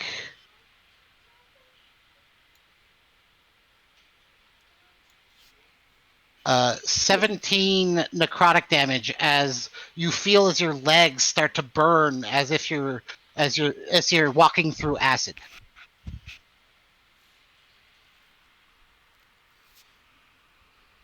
And is it like at the tree, or am I able to make it to the tree without? But as you climb up onto the like island, you sink down into the mud, and the mud starts to bubble and boil almost like it's acid as well. And yeah, so you take 17 necrotic damage. All right, that's fine. We can just all die, you guys. Right. You're not. Aren't you a monk? Can't you run on water? Listen, okay. I can shape water, but it's not water. All right. I mean, it has water in it. All right, Caden, it's your turn. Yeah.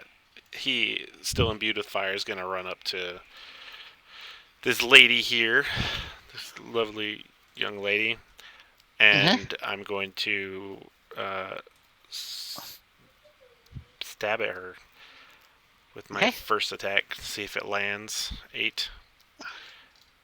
Misses, and I'm gonna do a second attack, which is my my cantrip, booming blade.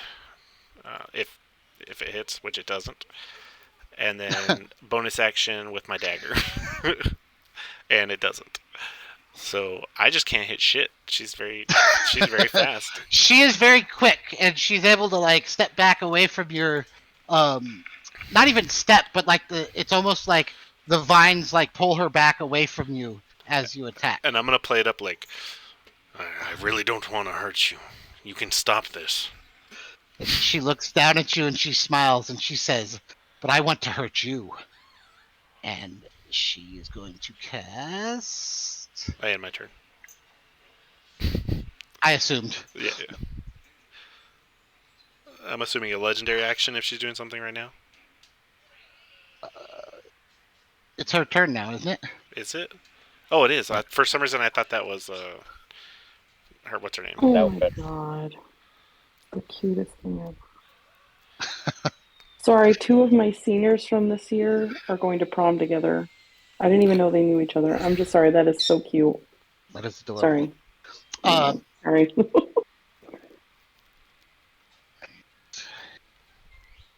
So she swirls her staff around and creates more mud around her. So can you guys see the black? Yeah. Okay. And then she's going to. Oh, that's not what I want. I want to do this.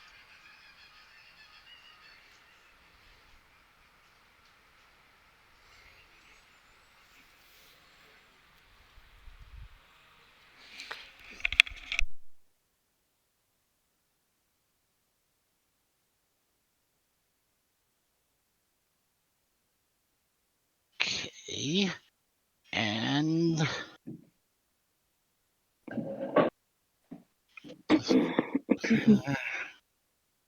it's here. This one's there.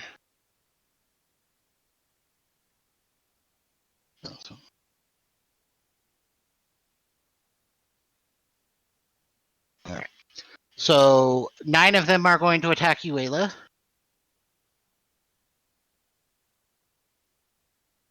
Or 8, I guess. Miss. Oh, I can't miss. Anyways, and then 5 of them are attacking you, Iris. 17. As they're attacking, Iris is going to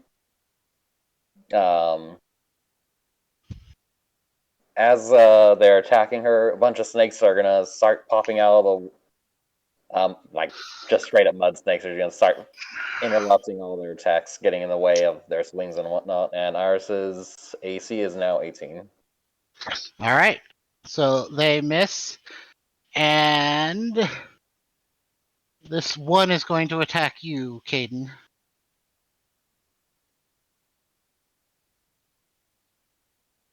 $12. That one doesn't hit, right?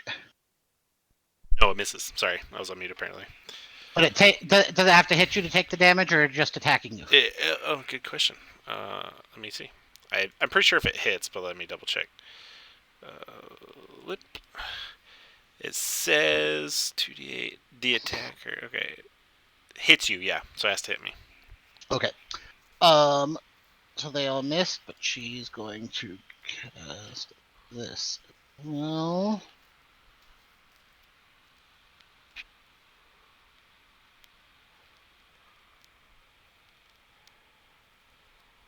And this flailing line is going to attack you with this. It whips out and tries to hit you. It also misses. And then the other one is going to attack you, Iris, and misses as well. Okay. And oops. Iris, it's your turn. Okay, because I feel extremely bad for getting Yue into this scenario, Iris is going to just toss out crackles above her head.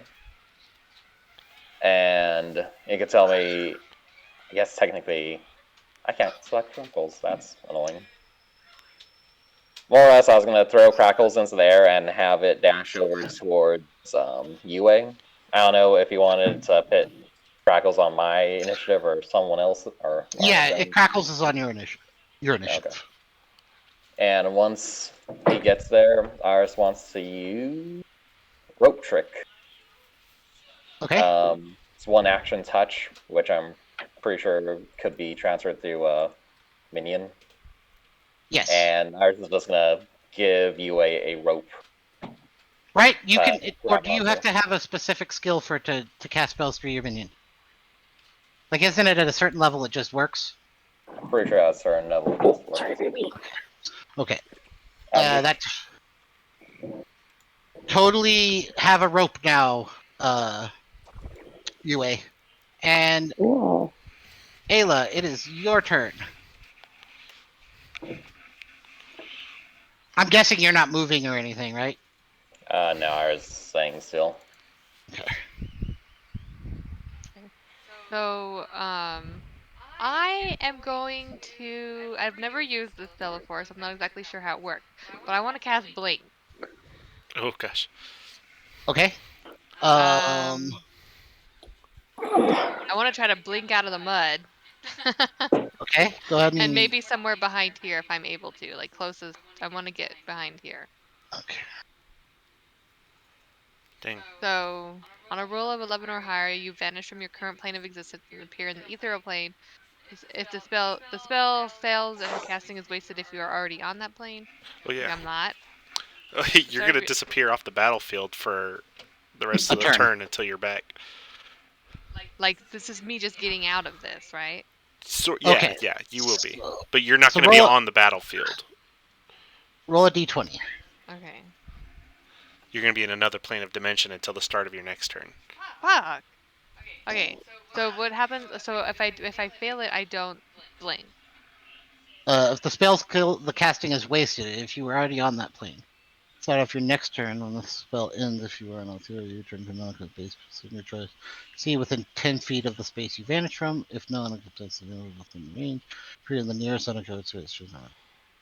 Dismiss spell action. But like I did cast blink, so at the start of my every turn I could roll for that because it lasts for 10 minutes, or is that this one? The spell is interesting. I'm not exactly sure. It should be. You only. Oh yeah, you roll it each time to see if you disappear into the other realm. It's like it has this randomness to it. Yeah. So basically, the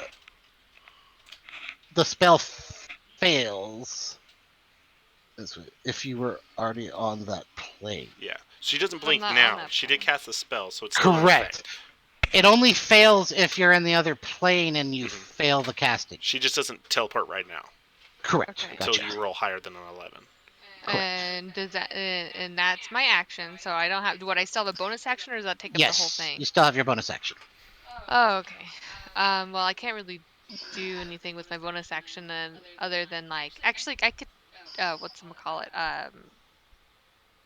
dash.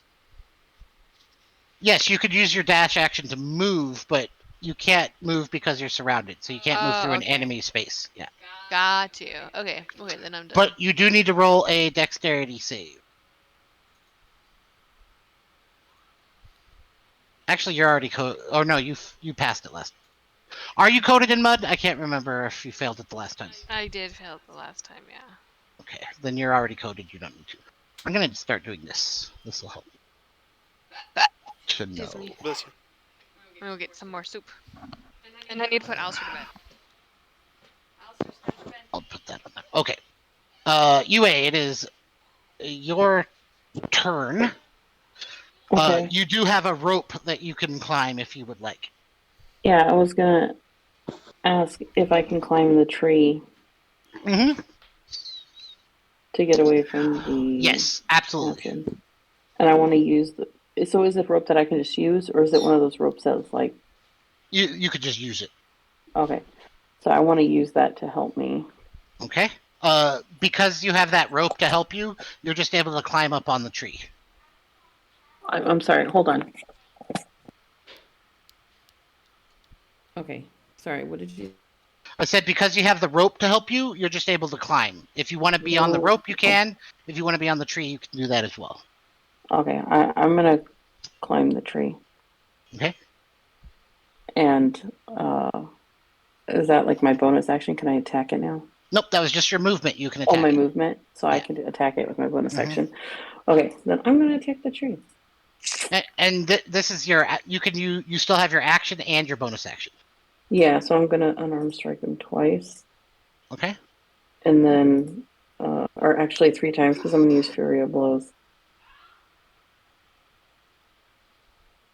Okay. So the first one, like your fist just kind of like bounces off the tree. But the second two, like you connect like real solid. Go ahead and roll damage. And like bark flies off the tree. Like you punch it really, really hard. But it feels like punching a tree. Oh shit. On plus side, that 50-foot of rope could probably use to slide across the river then, or pond, then jumping back in. Yeah, I'm Uh, sorry. do you that want to ends my use? turn. Okay. Caden, it is your turn. Yes, I will try the pokey stuff again. Okay. Okay. Regular attack. 23. Okay. She casts. As you go to stab her, a veil of vines pops up in front of her, and you stab the vines instead of her. Okay. Cantrip. Okay. Same thing. The vines pop up in front of her, and you attack the vines instead of her. Bonus action dagger. And again, the vines just kind of like stay in front of her so that you can't get through them. Well, this. Yeah, that's. You're kind We of like should just me. run. There's nothing we can do. We should just run. And as you do that, she bends down and swirls her staff over your head, and a ball of mud forms around your head. Mm-hmm. You can no longer breathe or see There's or no anything saving like. throw. It just happens. Actually, let me read. I think I actually fixed that. Yes, there is a saving throw. Roll a dexterity save. Just regular straight dexterity. Yeah, originally I was gonna have disadvantage, it not have a save, but I put it because not being able to save sucks. Yeah, so disadvantage. 7. Yes, so a blob of mud forms around your head, but as she bends down, you hear and the blob forms around your head. You almost hear like a girlish. Does that count as an attack? Yes, So it's a 2d8. touch attack. 2d8 fire damage. 2d8. Even though I can't breathe, the mud is boiling now.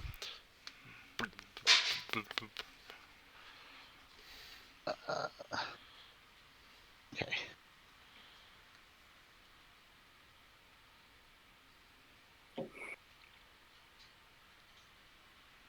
Okay. Then she is going to. This.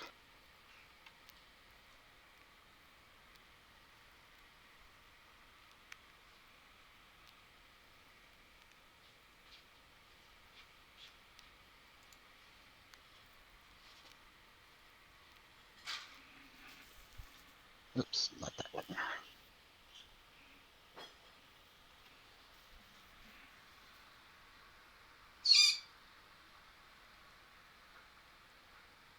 Well, on plus side, I can't get any more surrounded. And she is going to disappear from there, and she is going to reappear here. Bye, UA. We'll miss you.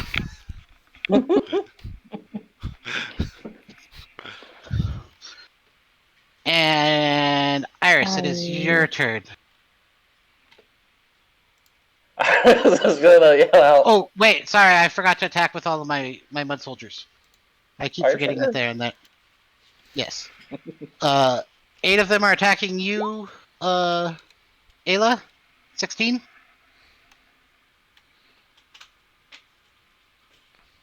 Is she there?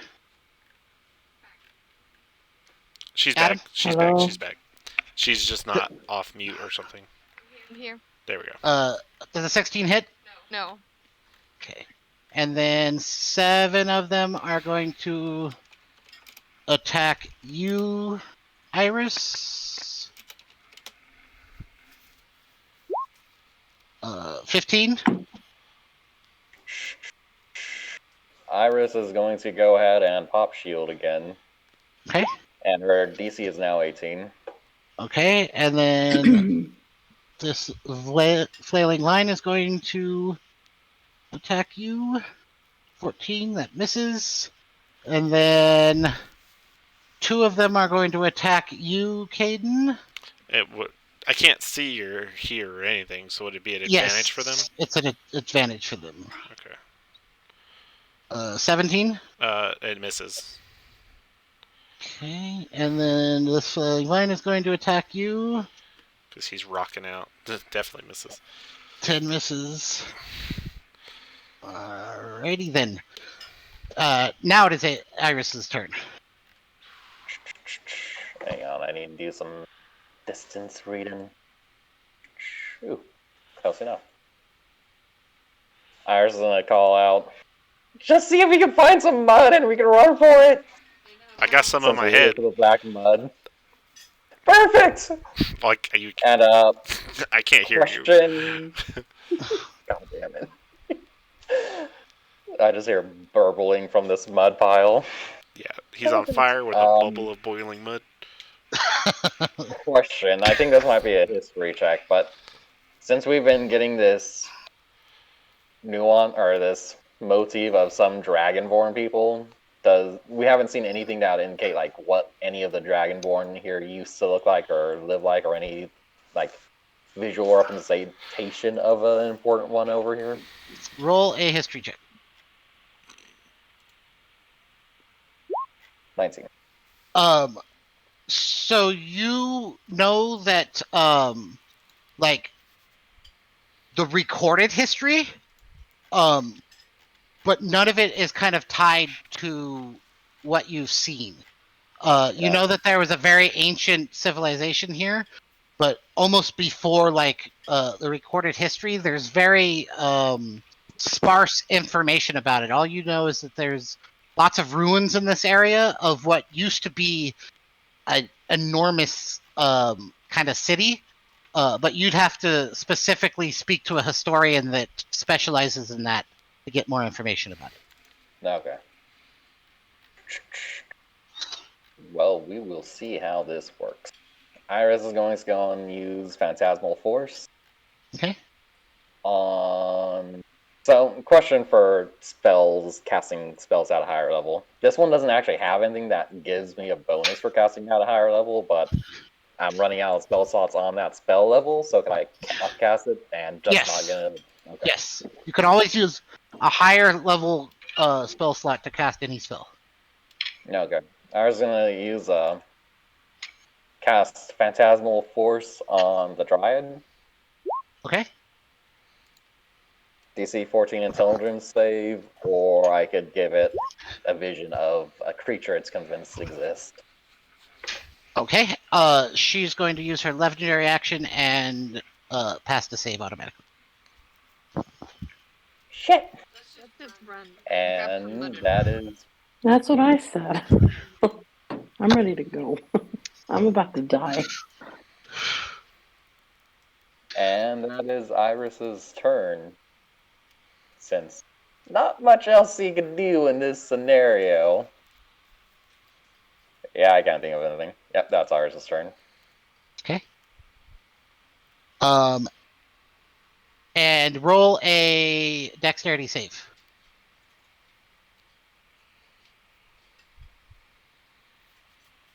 Fourteen. Okay. You're able to prevent getting coated in this mud. All right, Ayla, it's your turn. And do I roll a d20 to see if I blink? Yes. Okay. Do I have mud around me, right? Correct. So I could like scoop it into a vessel and then try to blink. Yes. Correct. Okay. Fuck. No blinky. Okay. But it doesn't cost you an action. It's just from your previous action, so you should still be able to do stuff. Yeah. So I am going to do magnified gravity again. Okay. Excuse me. Jesus And Christ. where do you cast it? Like around here. Okay. So that one bursts into dust, that one bursts into dust, and that one bursts into dust. Okay. And now I'm going to use my movement. Minus. Okay. And I could get here. Oh, excuse me. So if you try to move, I need you to roll a strength or a dexterity save.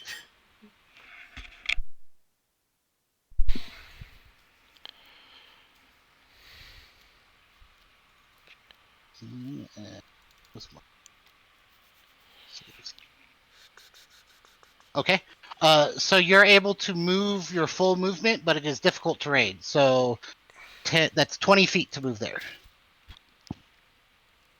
So can I move here or no? Yes. Okay. But you can move up to your full movement. It's just Okay. difficult terrain, so it costs double to move each 5 feet. And then this would be 30. That would be 10, 20, 30. Correct. Okay. All right. And 1, 2, 3. 5 of them get to attacks of opportunity. 23. That actually Damn. hits. You take 11 bludgeoning damage as all of them kind of wail on you as you try to move away from them.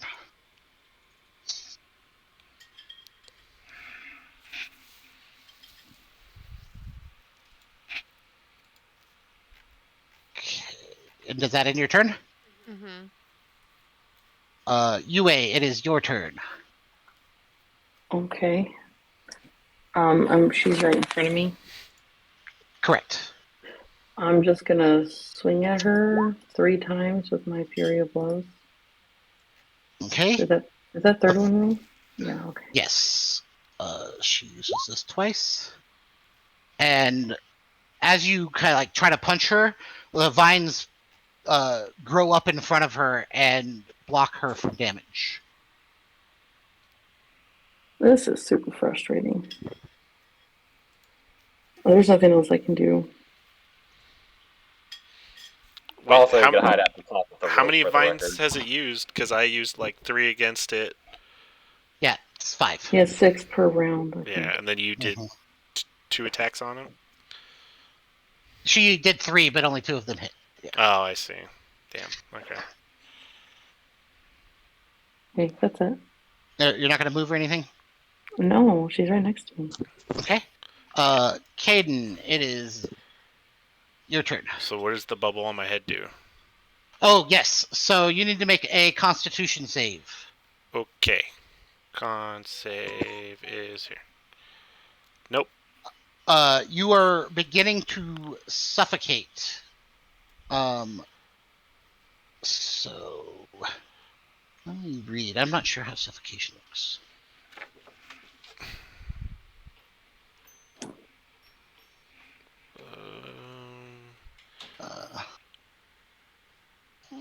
I don't know either. Oh, so you can hold your breath for number of minutes equal to 1 plus your constitution modifier. So 3? Yes, so you can hold your breath for 3 minutes, so 30 rounds. So that's a lot. Okay. you can't breathe, but I can't see you're either. still blinded. That's really the big problem. So I can't see, can't hear, and can I take it off? Is there like strength saving throws or anything? So how would you go about taking it off? Well, I have one thing. It's made of mud, so I'd probably use Blue Frost Piercer to use the ice to help make it fragile, and then fucking try to break it off. Okay. So you can certainly try to do that. So you cast a spell, and then roll a. Well, it's not a spell. It's my sword. It has ice damage. So you're gonna stab your sword towards your face? Up, you know, not towards my face. Of up course. Into the mud bubble. Absolutely. I imagine I would. Well, yeah, I can't see. I will do my best. Go ahead and roll an attack at disadvantage. Okay.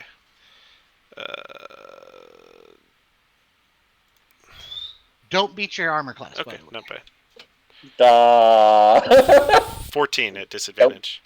Yes. Does that beat your armor class? No.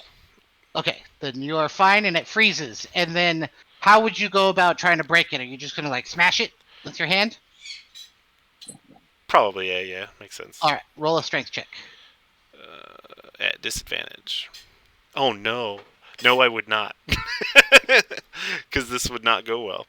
I think then I would just fuck. I'm gonna hurt myself. I think smashing is the only way to do it, but I'm weak as fuck. Oh god. Shit. Because stabbing it's not really gonna break it. I'll try.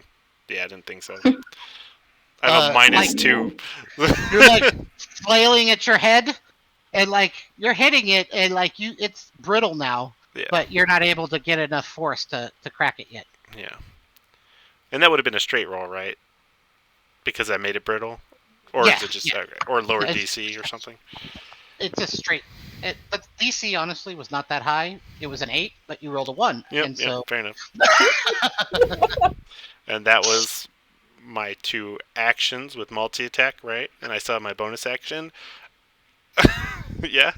Sure. I will use my dagger in my other hand and try to fucking slash it. Okay. Because I don't know what else I'm going to do. Dagger. You're just going to try to smash it with the pommel of the... I mean, you hit it, and you can hear as it kind of like cracks away, and some of it sloughs off, but it doesn't quite fall off of your head yet. Damn. Okay. Yeah, that's all my actions. Bonus action, and my turn. Next time you try to do it, you'll be at an advantage. So. Okay, so she...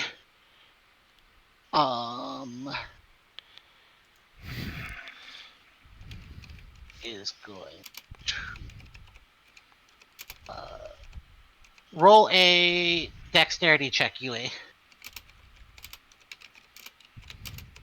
Or a dexterity save. Oh, sorry, I already hit it.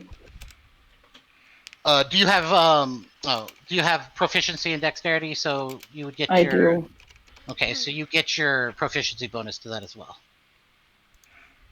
So I'll take the 8 plus 5, so 8, 9, 10, 11, 12, 13. So she reaches out and touches you with her staff, and same thing as with Caden, a bubble of mud forms around your head. So you are blinded and you can't breathe. And then she is going to cast this as a bonus action. Anyone who is coated in mud. So, Ayla, you take 7 necrotic damage, and because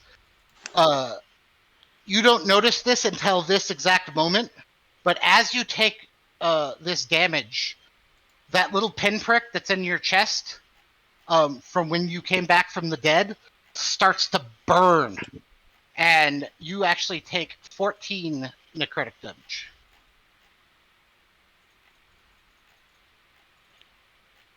And as you kind of look down at the little pinprick in your chest, it's barely perceptible, but it gets slightly larger. And this moves here.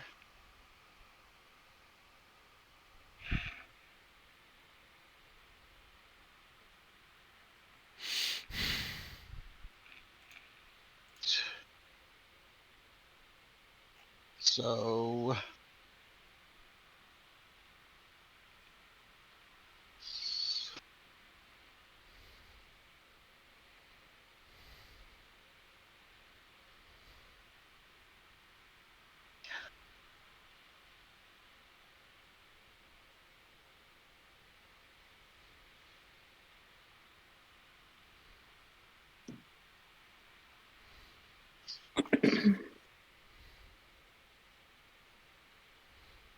all right.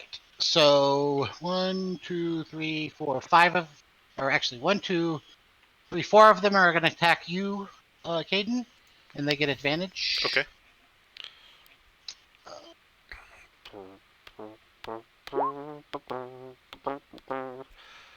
Oh. 23. Shit. And if they meet my armor class, it would still hit, right? If you meet it, you beat it. Okay, then I'm not gonna do what I was gonna. Okay. Yeah, it hits. You take 7 bludgeoning damage. And then 1, 2, 3, 4, 5. 7 of them attack you, Iris. 14. Ours is gonna go and pop another shield. Okay. Two of us can play that game. And then 1, 2, 3, 4, 5 of them attack you, Ayla. Oh yeah, and they get hit with the 2d8 Yes. fire damage. Just remember. Oh, yep, all of them die.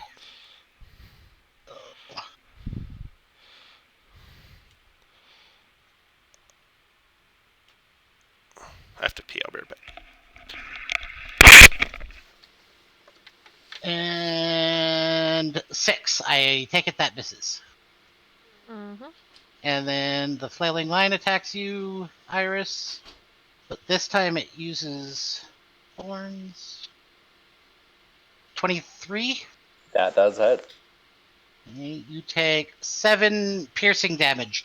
So the vine like straightens up and starts to quiver, and all of these kind of vines fling out from it, launching thorns in a 15-foot radius. And does 23 hit your AC, Adam? He is in the bathroom. Yeah, I'm pretty sure it But does. yeah, it does. Though. So I think it just hits. he takes 7 damage as well. And then this one's going to attack him. And 15 does not hit him. Yeah, 15 does not. That's that thing, but it also takes damage, and so it dies. So Just need Caden to flail around in this mud and destroy everything.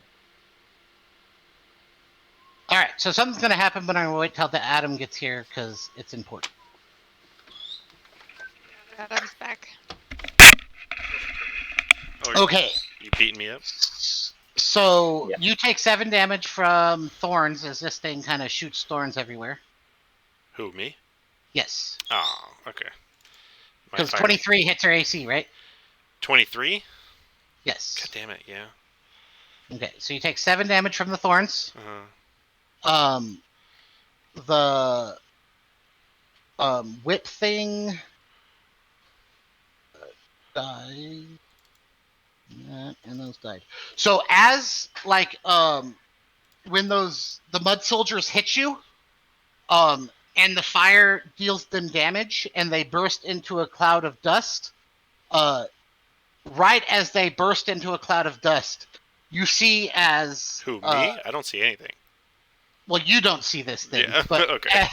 Everyone else sees as right as they burst into dust, you see as Princess Maven kind of like kind of drops down a little bit and seems like she's in pain, and she shakes her head a little bit and then stands back up and glares at you at. But you can't see it either. But the rest of you see, as soon as those mud things explode, it seems like it affects her.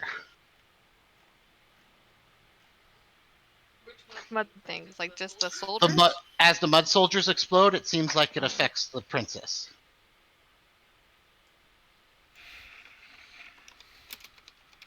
Almost like it hurt when they exploded. Gotcha. Is that the end of your turn? Iris, it is your turn. Question: what's out this door in this? What's out this archway in this illusion we're in? Because I remember we were like in an illusion room, right? Yeah. So it looks like just a well manicured lawn, and then there's like pillars over here. Iris is going to go on and Misty Step again, Okay. aiming for that doorway. 5, 10, 20. So she's gonna vanish over to there, take a few steps outwards.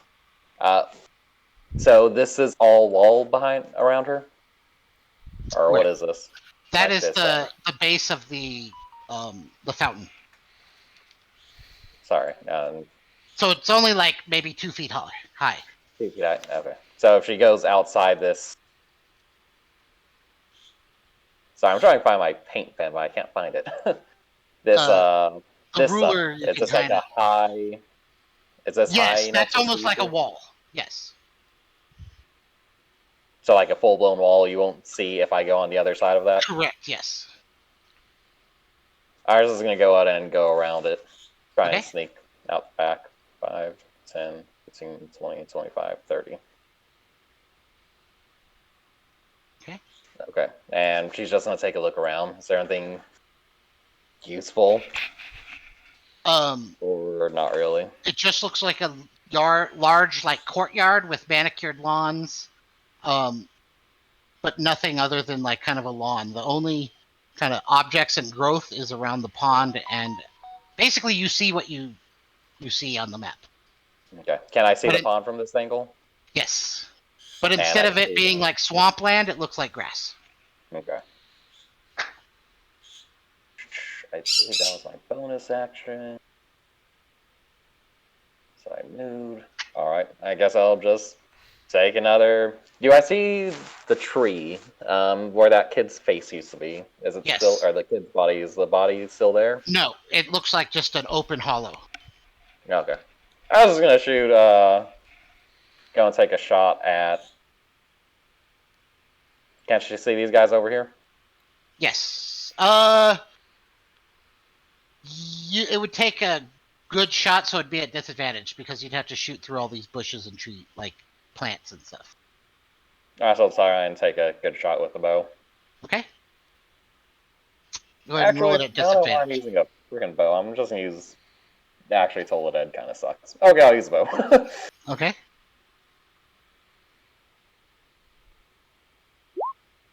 18. Okay. Which one are you aiming at? Just this corner one right here. Okay. It bursts into dust.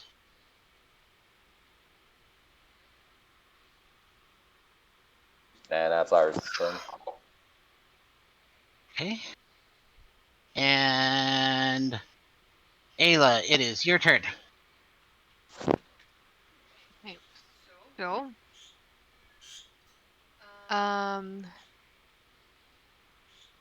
Oop. Okay, don't move again. Oh, you know what I can try to do instead? Did you try to move just now and roll that 8? The blink.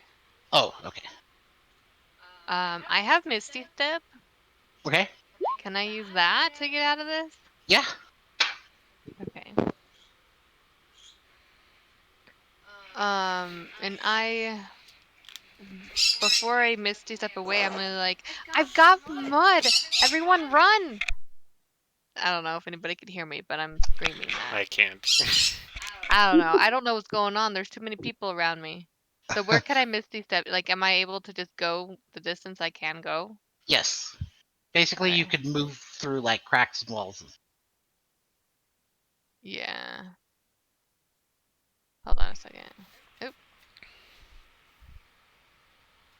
Where'd our girl go? She's down here at the south. Oh, I see. Okay. What the? I don't know why. What the? There we go. I'm gonna go over there. Okay, so. Roll a perception check really quick. Okay. Yeah, because wasn't it an illusion that we were on top of a tower? Mm-hmm. And she's like, I'm falling. Well, no. So as you're kind of running, you kind of look at the vial that you had collected all the mud in, and it appears like the vial is just filled with dust. This bitch. But if I add water to that dust, does it not become mud? Maybe. Dirty water.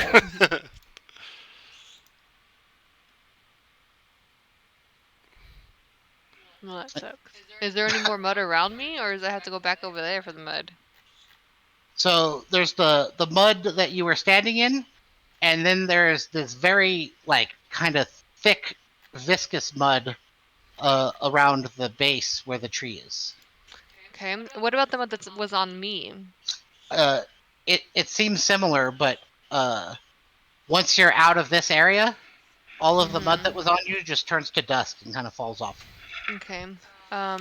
Also, I'm going to use a healing potion. Okay. As my bonus action. 2d4. Oh. Why isn't anything closing for me? You have to double click it usually. That's what I am, but it just minimizes and it's driving me crazy. Oh, then you have to click the X. There is no X. Really? Really? I know how to click an X. Oh, well, I don't know. That's unfortunate. Okay, that's it. Okay, Yue, it is your turn. What is your constitution? What do you mean? What's your constitution score, like your modifier? 16. 3 So, plus 3. Yeah, so you can hold your breath for 4 minutes. Okay. I'm gonna try and break it off my head. Okay, go ahead and roll a strength check. Just a regular strength, not a check. So you're able to, Save, as you kind of claw it away from your face, you're able to claw the mud off of you, but it sticks to your hands and your arms and everything like that. Okay. But you can see it. I can see? Yes.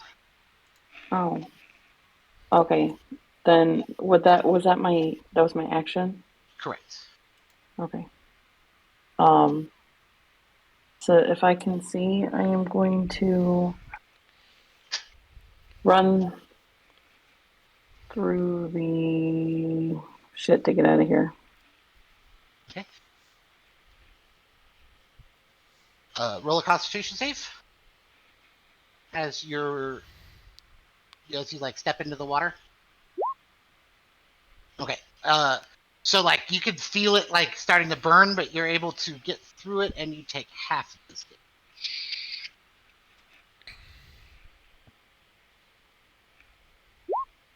You take 5 necrotic damage. Okay. Does she get an attack of opportunity? She would if she attacked with her staff or anything, but she does not.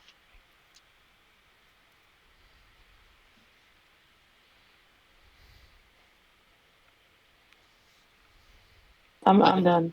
Okay. Caden, it is your turn. Okay. I still have the bubble on me, but it's breaking. Yes. Also, I was reading prestidigitation, and it says 1 cubic foot of non-living material. Mm-hmm. Would this count? Mm-hmm. Okay. So he uses his hands for Yeah. Prestidigitation. Yeah, he his hands glow that molten color, and he kind of just like sears it off and melts it away. Yep, and it just crumbles to dust. And you gasp exactly like. Yeah, and big inhale of as air. this, I can use a bonus action as, or not one of my actions as a cantrip, and that'll be my one of my actions. And the other actions, I'm gonna look around, and be like, oh, of course she's not here, and I guess I'm just gonna stab the nearest guy. Okay. And then bonus action, stab another guy. Boop. Okay. Both of them that you. Which two are you stabbing? This one and this one. There we go. All right. And they both crumble into dust. And then I'm gonna pivot on my heal because I don't know. Do we have healing potions? I think I gave mine away. A couple. Now, well, now I have a couple stabs now. Okay. I don't think I do because I'm pretty hurt. But I'm going to, because he doesn't know that to hurt her is to hurt the thingies. How is she up in the tree? Yeah, she's like grew out of the tree almost. Okay. And everyone's in different locations. Okay. Yeah, I don't know. Like, because everyone's far away. I think he's gonna start just making his way closer with his movement. Roll a dexterity save. Oh yeah, fuck. That could go bad. Flat save. 23. Yeah, you're able to pull your way out of the mud. Actually, that's an ability check, isn't it? Yeah, but I have advantage on it from yes, so Blade Song. Yep, you're good. Okay. You gonna do anything else? And that ends my turn. Alright. It's her turn. And this mud is going to dissipate. Ooh, nice. She is good.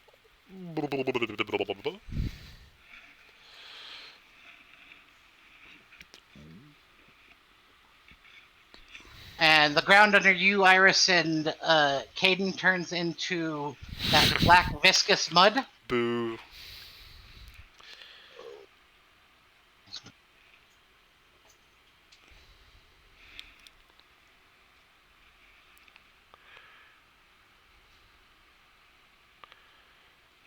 There. There. There. There. There.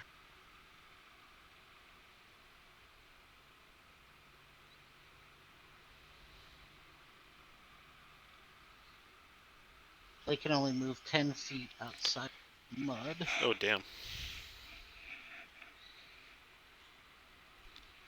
But she is also this. Got that.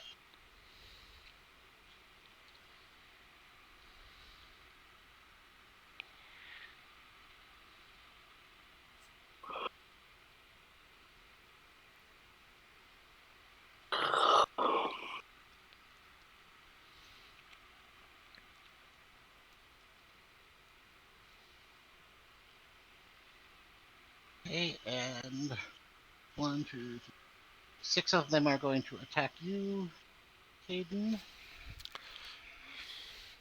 Oh.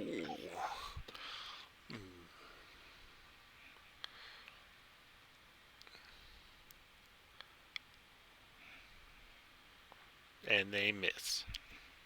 Miss. And then... His dance moves are too fucking good, man. He's going to... Yeah.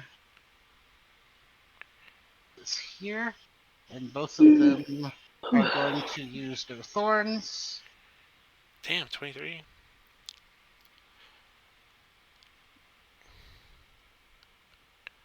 So... This one, Eris, the one that rolled a 23, is a 23 beat your AC? Yes. Right. So you take 8 piercing damage as the thorns pierce into your flesh, and then that misses you, right, Caden? It hits me. 23? No, 12. Oh, 12 misses, yeah. Yeah, you're just out of range from the first one. All right, and then she is going to.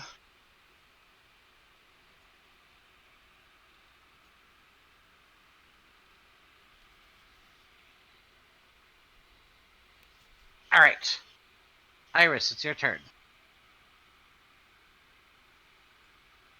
Jesus. Does she dash? How did she get that far? She doesn't have to move. She just Oh, appears. because that's right. Yeah. Oh, stupid thing. Yeah. Iris will go ahead and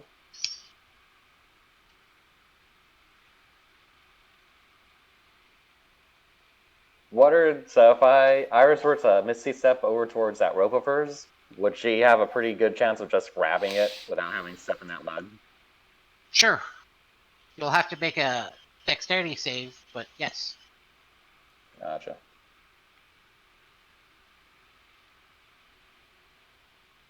Iris will go and I Misty forgot about Step the rope. over. You're gonna what? Iris will go and I'm trying to think how much that mud will fuck me up.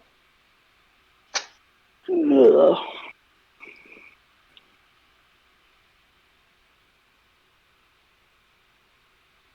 I don't think Iris is gonna do that. We should just run already. Iris is going to try and move right. Yeah, we can't really do this, so Iris will go and send message using an act. Or actually, Caden could actually hear now, can he? Yeah. Yes. Caden, I think we should just run, and also killing the mud thing seems to hurt her. Understood. Iris will go and take a shot with an arrow at this guy right here. Okay. 25 and 6 damage. That hits, and it crumbles into dust. And she'll take a couple steps this way. I guess I should roll the 8 for or dexterity. Yes. Nope. Ooh, I ain't moving nowhere. that is not Just good, actually. facepalm. Hold on. Something else. So as you try to move, like your foot gets caught in the mud, and you actually fall prone. So you can't move, and you are laying face down in the mud, and you are like completely coated in it. It's all over your body. And guess now she has to do this. Otherwise, bad shit might happen. Iris is going to go ahead and cast Misty Step and just appear 5, 10, 15, 20, 25, 30 over here. Okay. You're still coated in mud, though, and it's like double status. This. This. Okay. Is that the end of your turn? That's the end of Iris' turn. All right, Ayla, it's your turn. So she got a little bit near me, and I am going to try to blink away. Yes, I want to move towards this way, like. But you just disappear from existence for the rest of this turn. Yes, but I get to choose where I reappear, right? The next turn. Correct. I think it's only within 10 feet, but that's boring, so I'll let you do your full movement. Let me check. But since you're not there right now, so when you use blink, you suddenly find yourself in this dark kind of world where, like, oh, yeah, it's 10 feet. You're right. it's exactly like the same area that you're in, but everything's in like blues and grays and things like that. And when you look at her in the plane that you're in, she looks like a little girl. But her face is kind of like angular, almost like a lizard's face. Lizard people. I knew it. And Yue, it's your turn.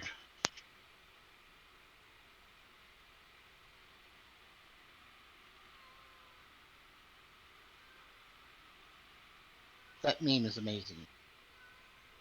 You might be muted, Yue. Huh?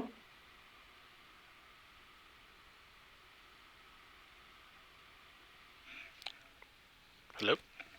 Hello, Yue? What? It's your turn. What happened? Okay.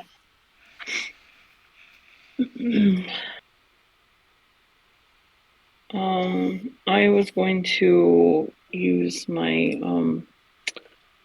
step of the wind. Okay. Which fuck I can't.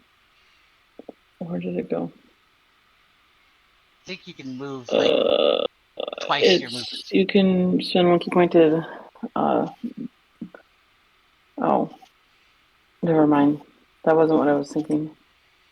I'm just gonna use my movement and my dash to get up to her, which puts me right next to her. Okay.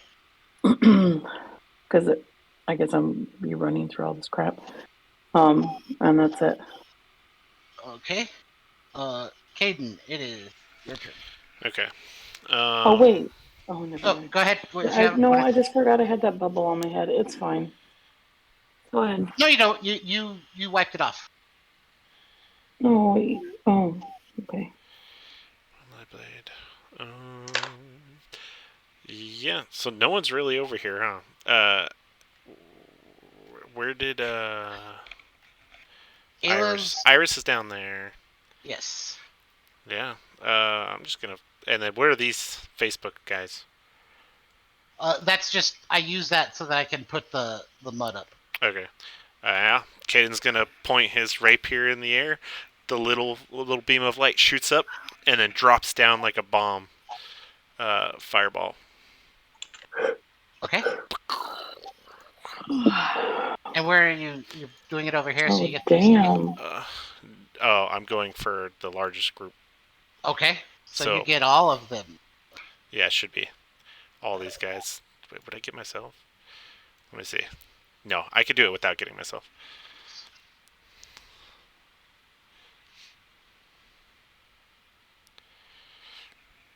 Fireball's crazy. Let's see. Where would the epicenter have to be? Oh, 20 feet is the epicenter.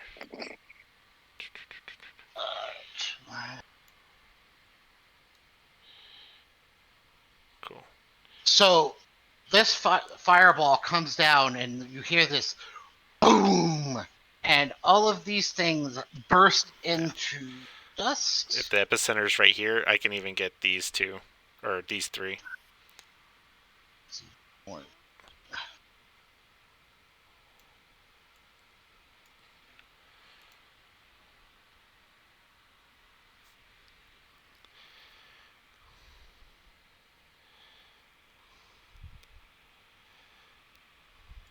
So as you do that, all of these things burst into dust, and you see as Princess Maven kind of like falls to one knee, and you see as she slowly like changes back into a little girl for a split second, and you hear her go, "Owie!"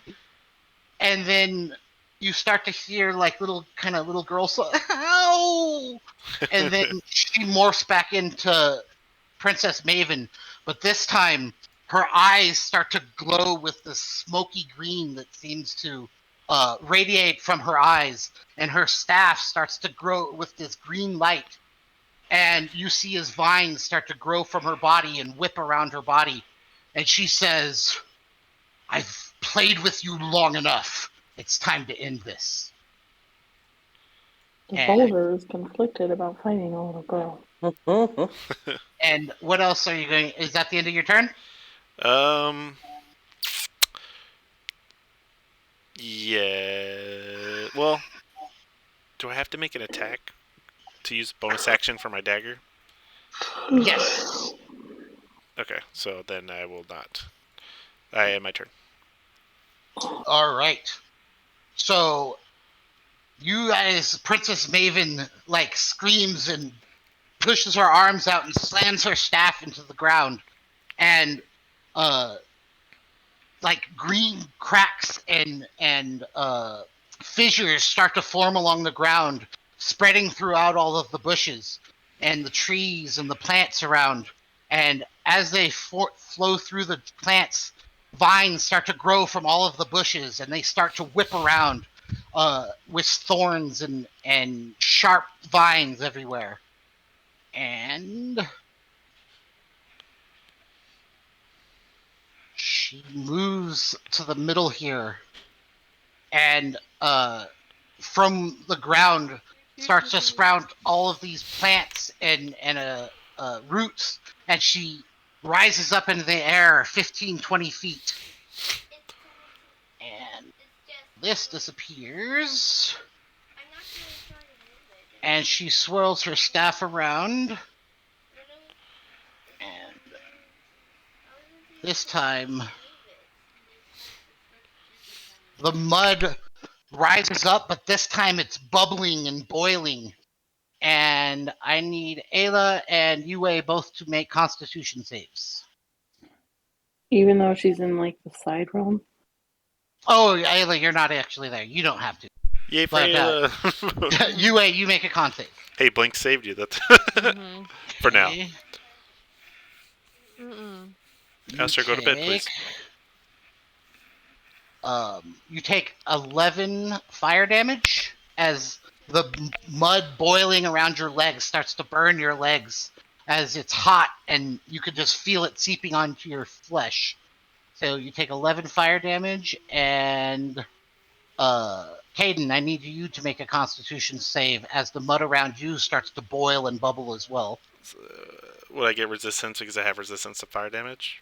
Yes, so you'll have resistance to the damage. To the damage, okay. So regular con save, right? Correct. 16. Okay, so you do not take any damage from the fire. Cool. And then she... He just thinks he's boiling the water because he's wreathed in fire.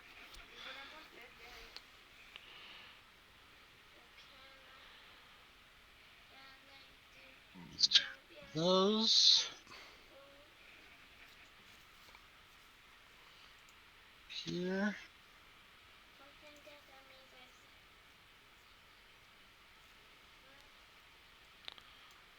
Also...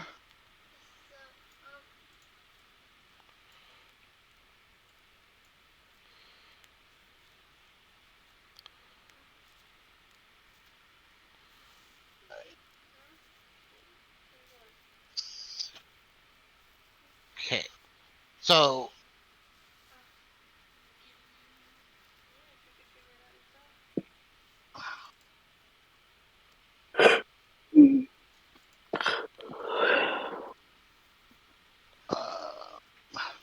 Alright, so this mud thing moves to here, and go ahead and make your attack of opportunity, Caden. Okay.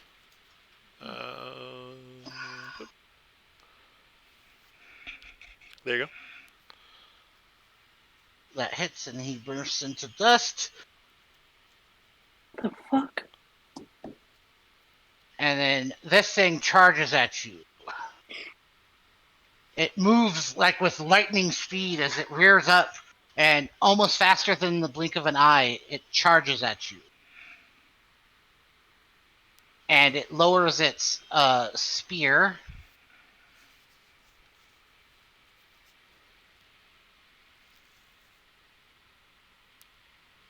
God damn. And crits. Apparently. And you take... Oh, damn. 18 piercing damage. 18? Yes. Okay. No. What's 9 plus 4? Or 9 plus 14? So 23. 23 piercing damage. I am down. Okay. Unfortunately, I can't protect. Shield can't protect me from that. And yeah, I don't think I have anything else. Okay, yeah. this one charges at you, UA. Oh, I'm no longer on fire. That one moves there and charges at you, UA.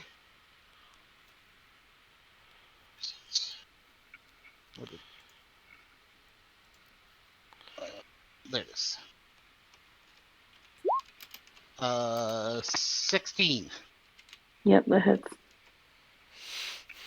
Take 8 piercing damage. This one, same thing, will charge at you from here.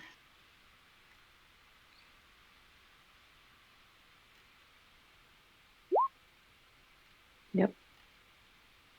Oh. And you take 13 piercing damage. I am also down. Okay. And then Iris, this tree, the vines and stuff that grew out of it, attack you, Iris. 11? Nope. It does not hit. And Iris, it is your turn. And you see as Caden falls kind of like face first, almost impaled by the spear in the hands of the mounted knight. And you see as two of them charge into UA, and she falls to the ground unconscious. Oh, he does take 2d8 fire damage from the attack. I forgot about that. And he bursts into flame as he attacks you. Uh-oh. Okay, pod's down. Okay, Iris. I sent you a message, by the way, Josh. I don't know if you can work with that or anything, but I think, honestly, Iris is probably about to fucking dip. Okay.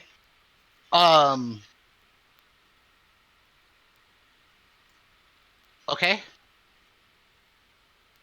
So, would Iris accept what he has planned? Or would she struggle and try not to? He's going to do this. I'll send you.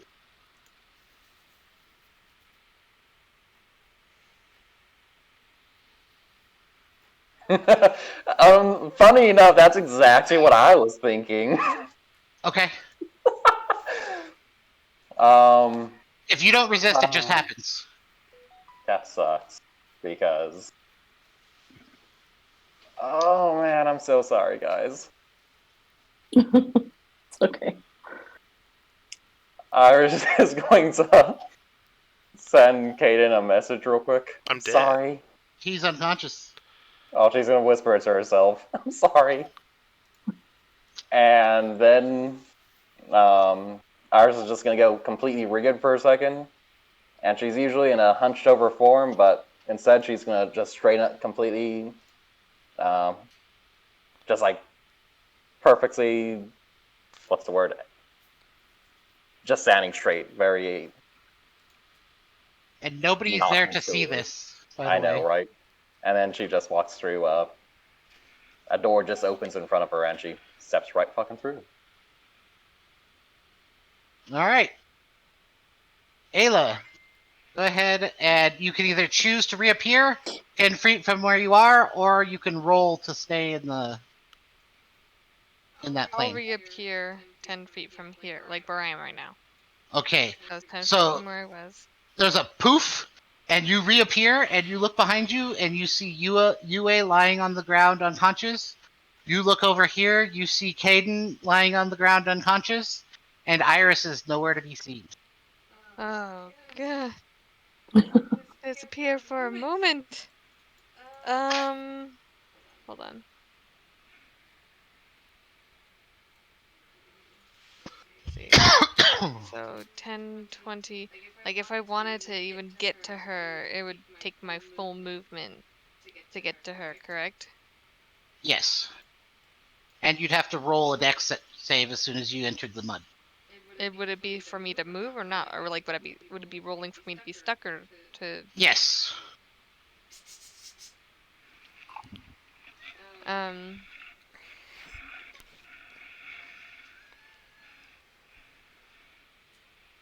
hmm.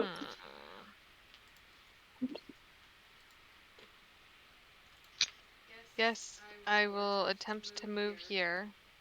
Or actually then, how about yeah, I'll just can I appear where I disappeared?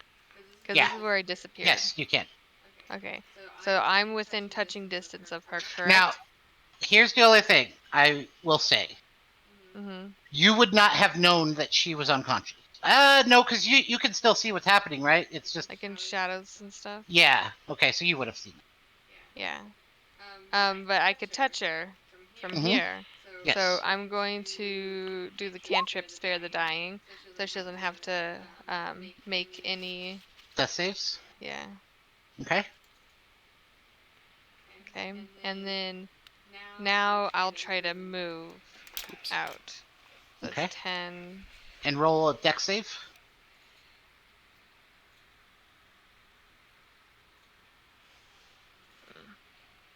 So you lose half your movement. So your movement is 40 feet, right? 30. So you can move 15 feet. So right here. Yeah. Okay. That will be all. You are unconscious, but you don't have to make death saves. Caden, make a death save. Yeah. And do I automatically fail one since I can't save against boiling, or no? Yes. So a failure and then a death save. 16, so I have a success as well. You have a success and a failure. Okay. So, this is going to move here. Oh, and also, once you reappeared, Ayla, I need you to make a Constitution save. And you have to take one failed death save because of the boiling, even though you're stable and don't have to roll death saves. Okay.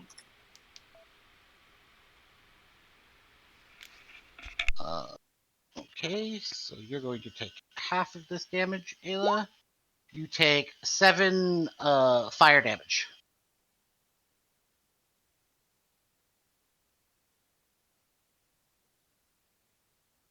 And then she is going to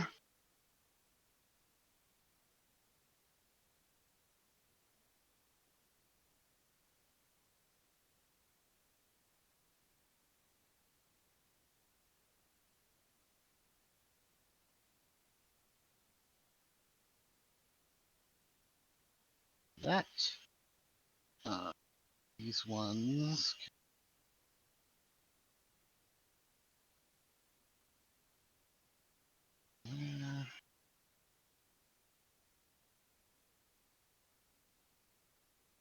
Here.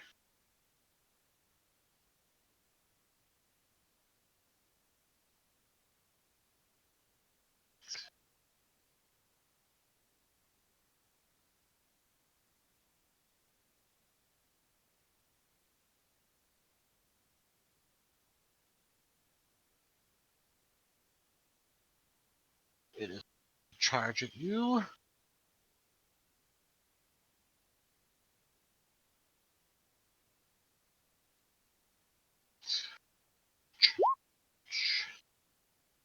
So you got critted. And you take 22 piercing damage. It does.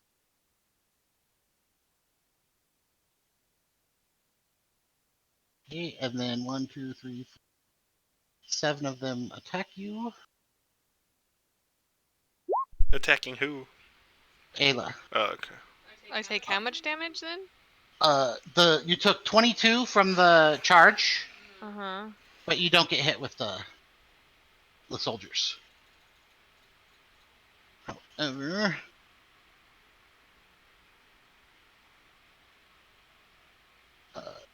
she is going to cast.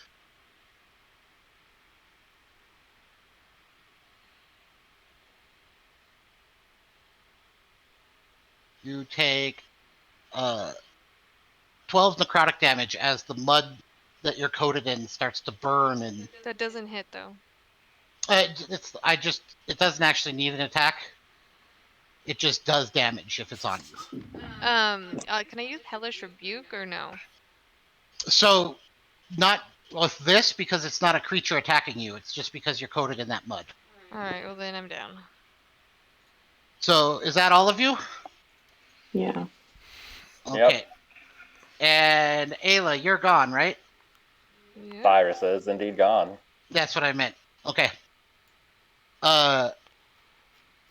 So nobody is alive to see this, but you see as all of the soldiers surrounding you, Caden, look down at your unconscious form, and all of them raise their swords and bring them down upon you, and you are unfortunately no longer with us. And the knight walks up to you, Yue, and spins its sword in its hand and stabs it down into your chest. And same with you. All of them raise their swords and bring them down onto you, Ayla.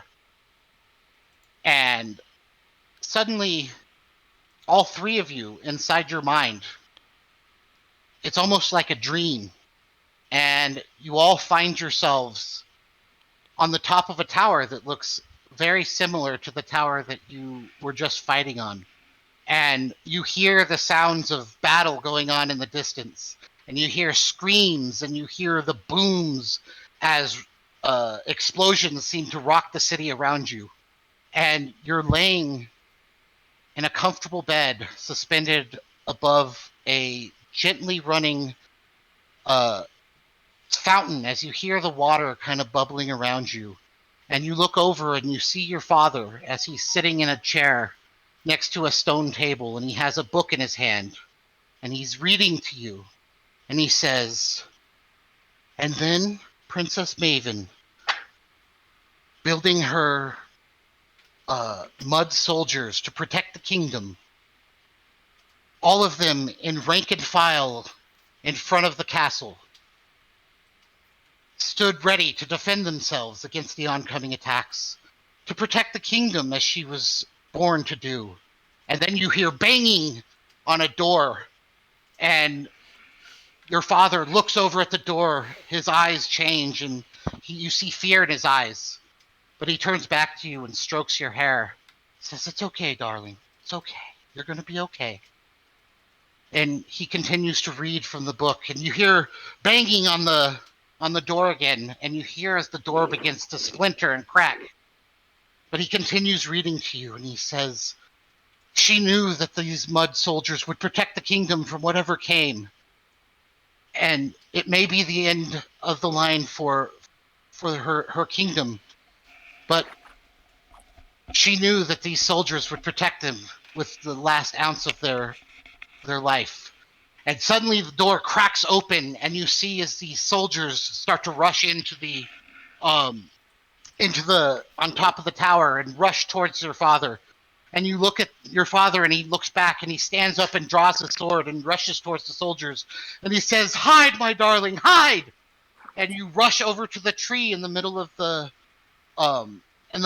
fountain. You swim your way there and climb up, and the little knoll or the little hollow within the tree that you've hidden in so many times, you crawl your way in there, and you push the branches up in front of the opening, and you cower in fear, and you huddle into a fetal position, and you hear fighting, and you hear the clash of metal and the screams, and you hear your father scream in pain.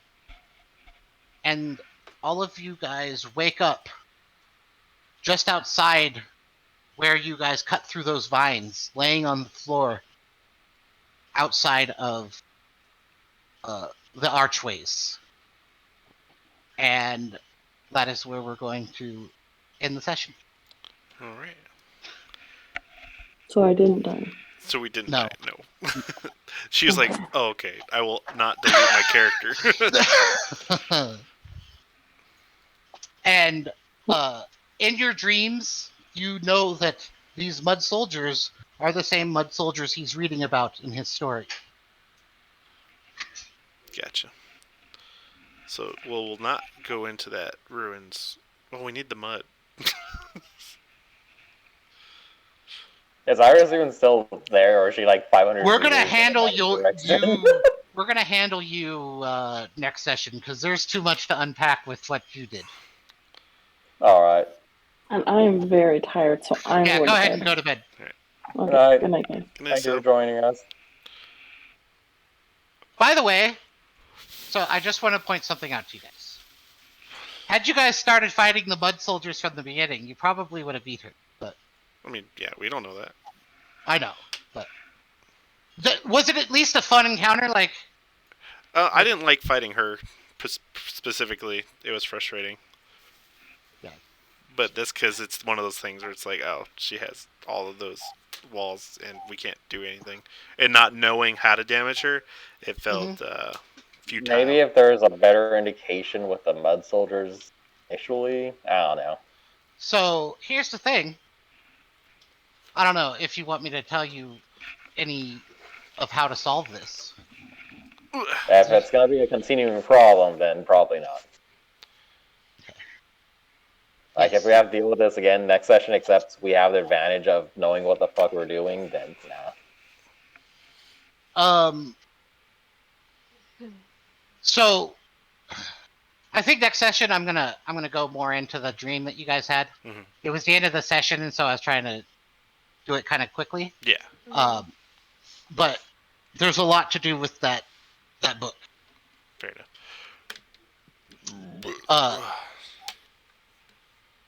I'm just saying there's a ruin that you guys might need to investigate. Oh, somewhere else? You guys saw it. It didn't have mud, though. It did not. But it had something else that you guys need. Look, you have to make things obvious in D&D, man, or else people aren't going to go do it. Remember, I told you guys needed the tongues of a newt? Oh, yeah, and there was lizards. Oh, shit, newts are lizards. I swear I knew that. Newts are salamanders, aren't they? Kinda, yeah. Those are pretty much lizards. I guess they're different. Yeah, they're lizards. Salamanders are not lizards. Yeah, they are. They're amphibians. They don't have scales. Or, that's different. Yeah, they're different classifications. That's details, but it's fine. In my mind. I get it, because they look the same in their shape. Yes, so I guess I should have looked up what a newt is, and then I probably would have been able to describe it more.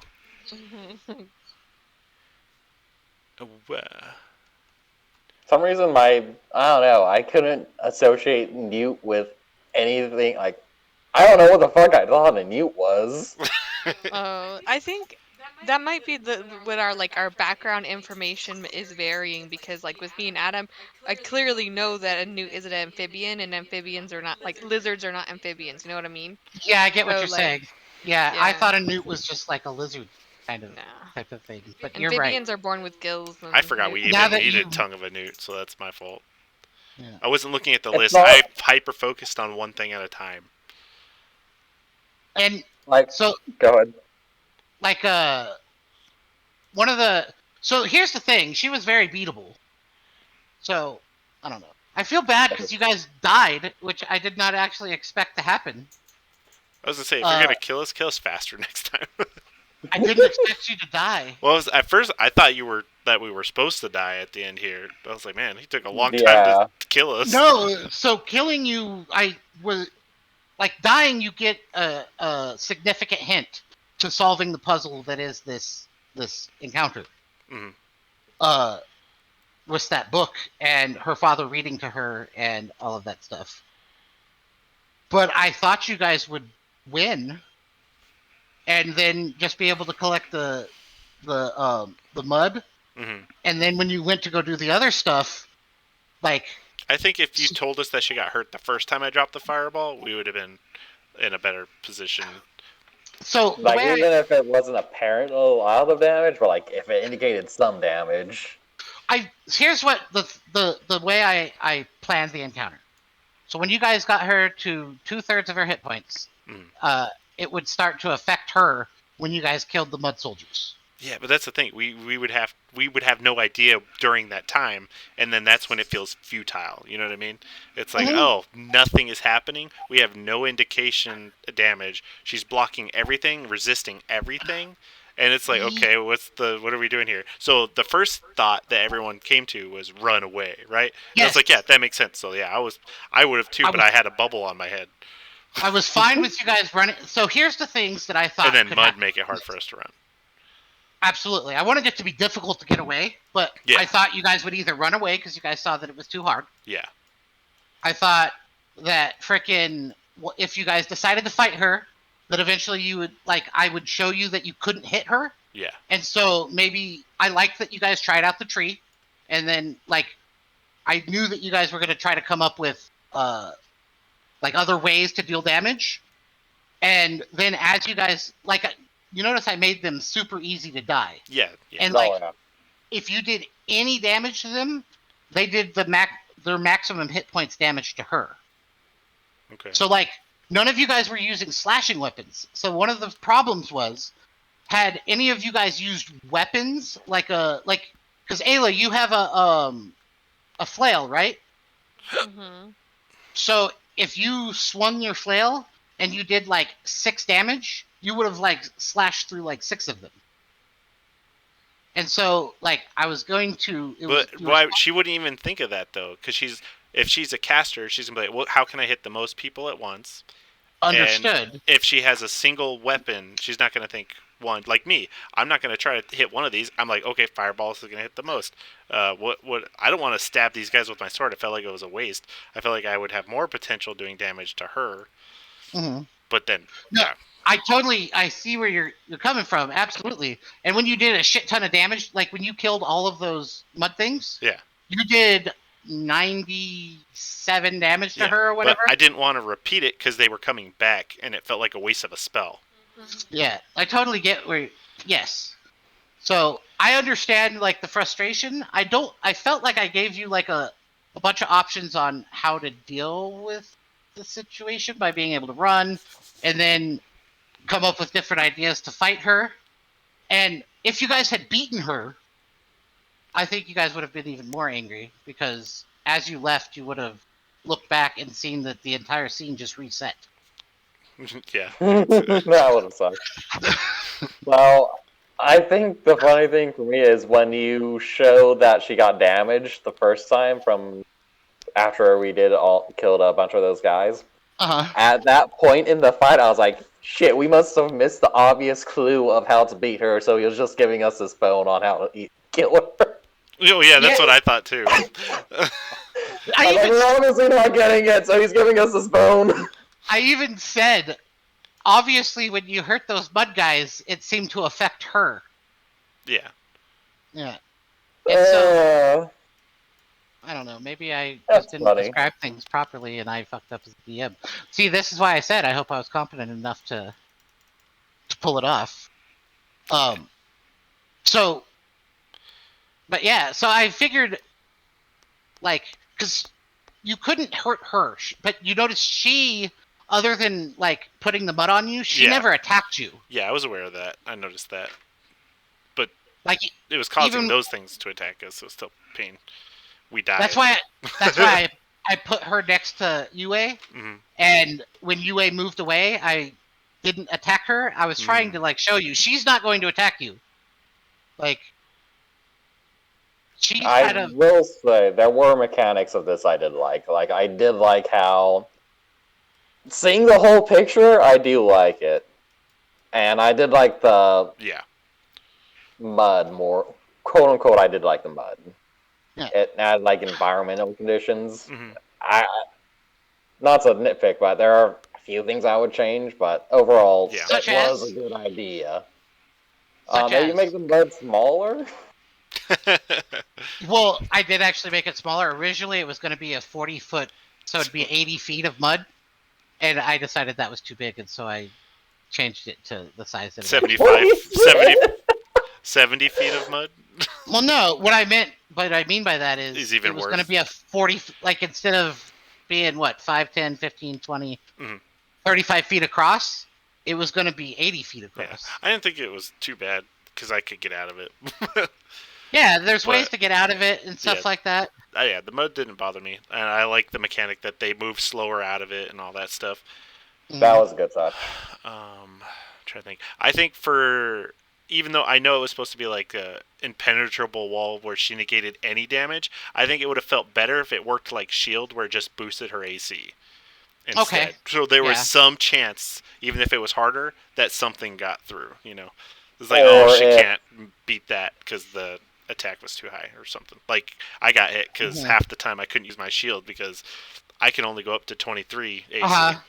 I get what you're saying. That probably could have added a little bit. Alternatively, like here's the hard part because I guess if we want to play it the hard way, which is what we were trying to do for the record, we're Yes, you definitely try to going do it down the this hardest hard way to solve this. Yes. If we want to try it the hard way, I guess it's debatable whether we should be able to do it the hard way or not. But this felt like trying to do it the hard way was literally just not acceptable. I mean, Since we can't touch her. you had her to. She only has 60. That's all that part. Oh, fuck it. I guess had we her already know close. how to cheat her anyways now. Well, yeah. If you guys wanted to fight her again, you would know how to beat her. But then you'd have to do the whole encounter over again. But That'll be easy. that's true. You guys would just fucking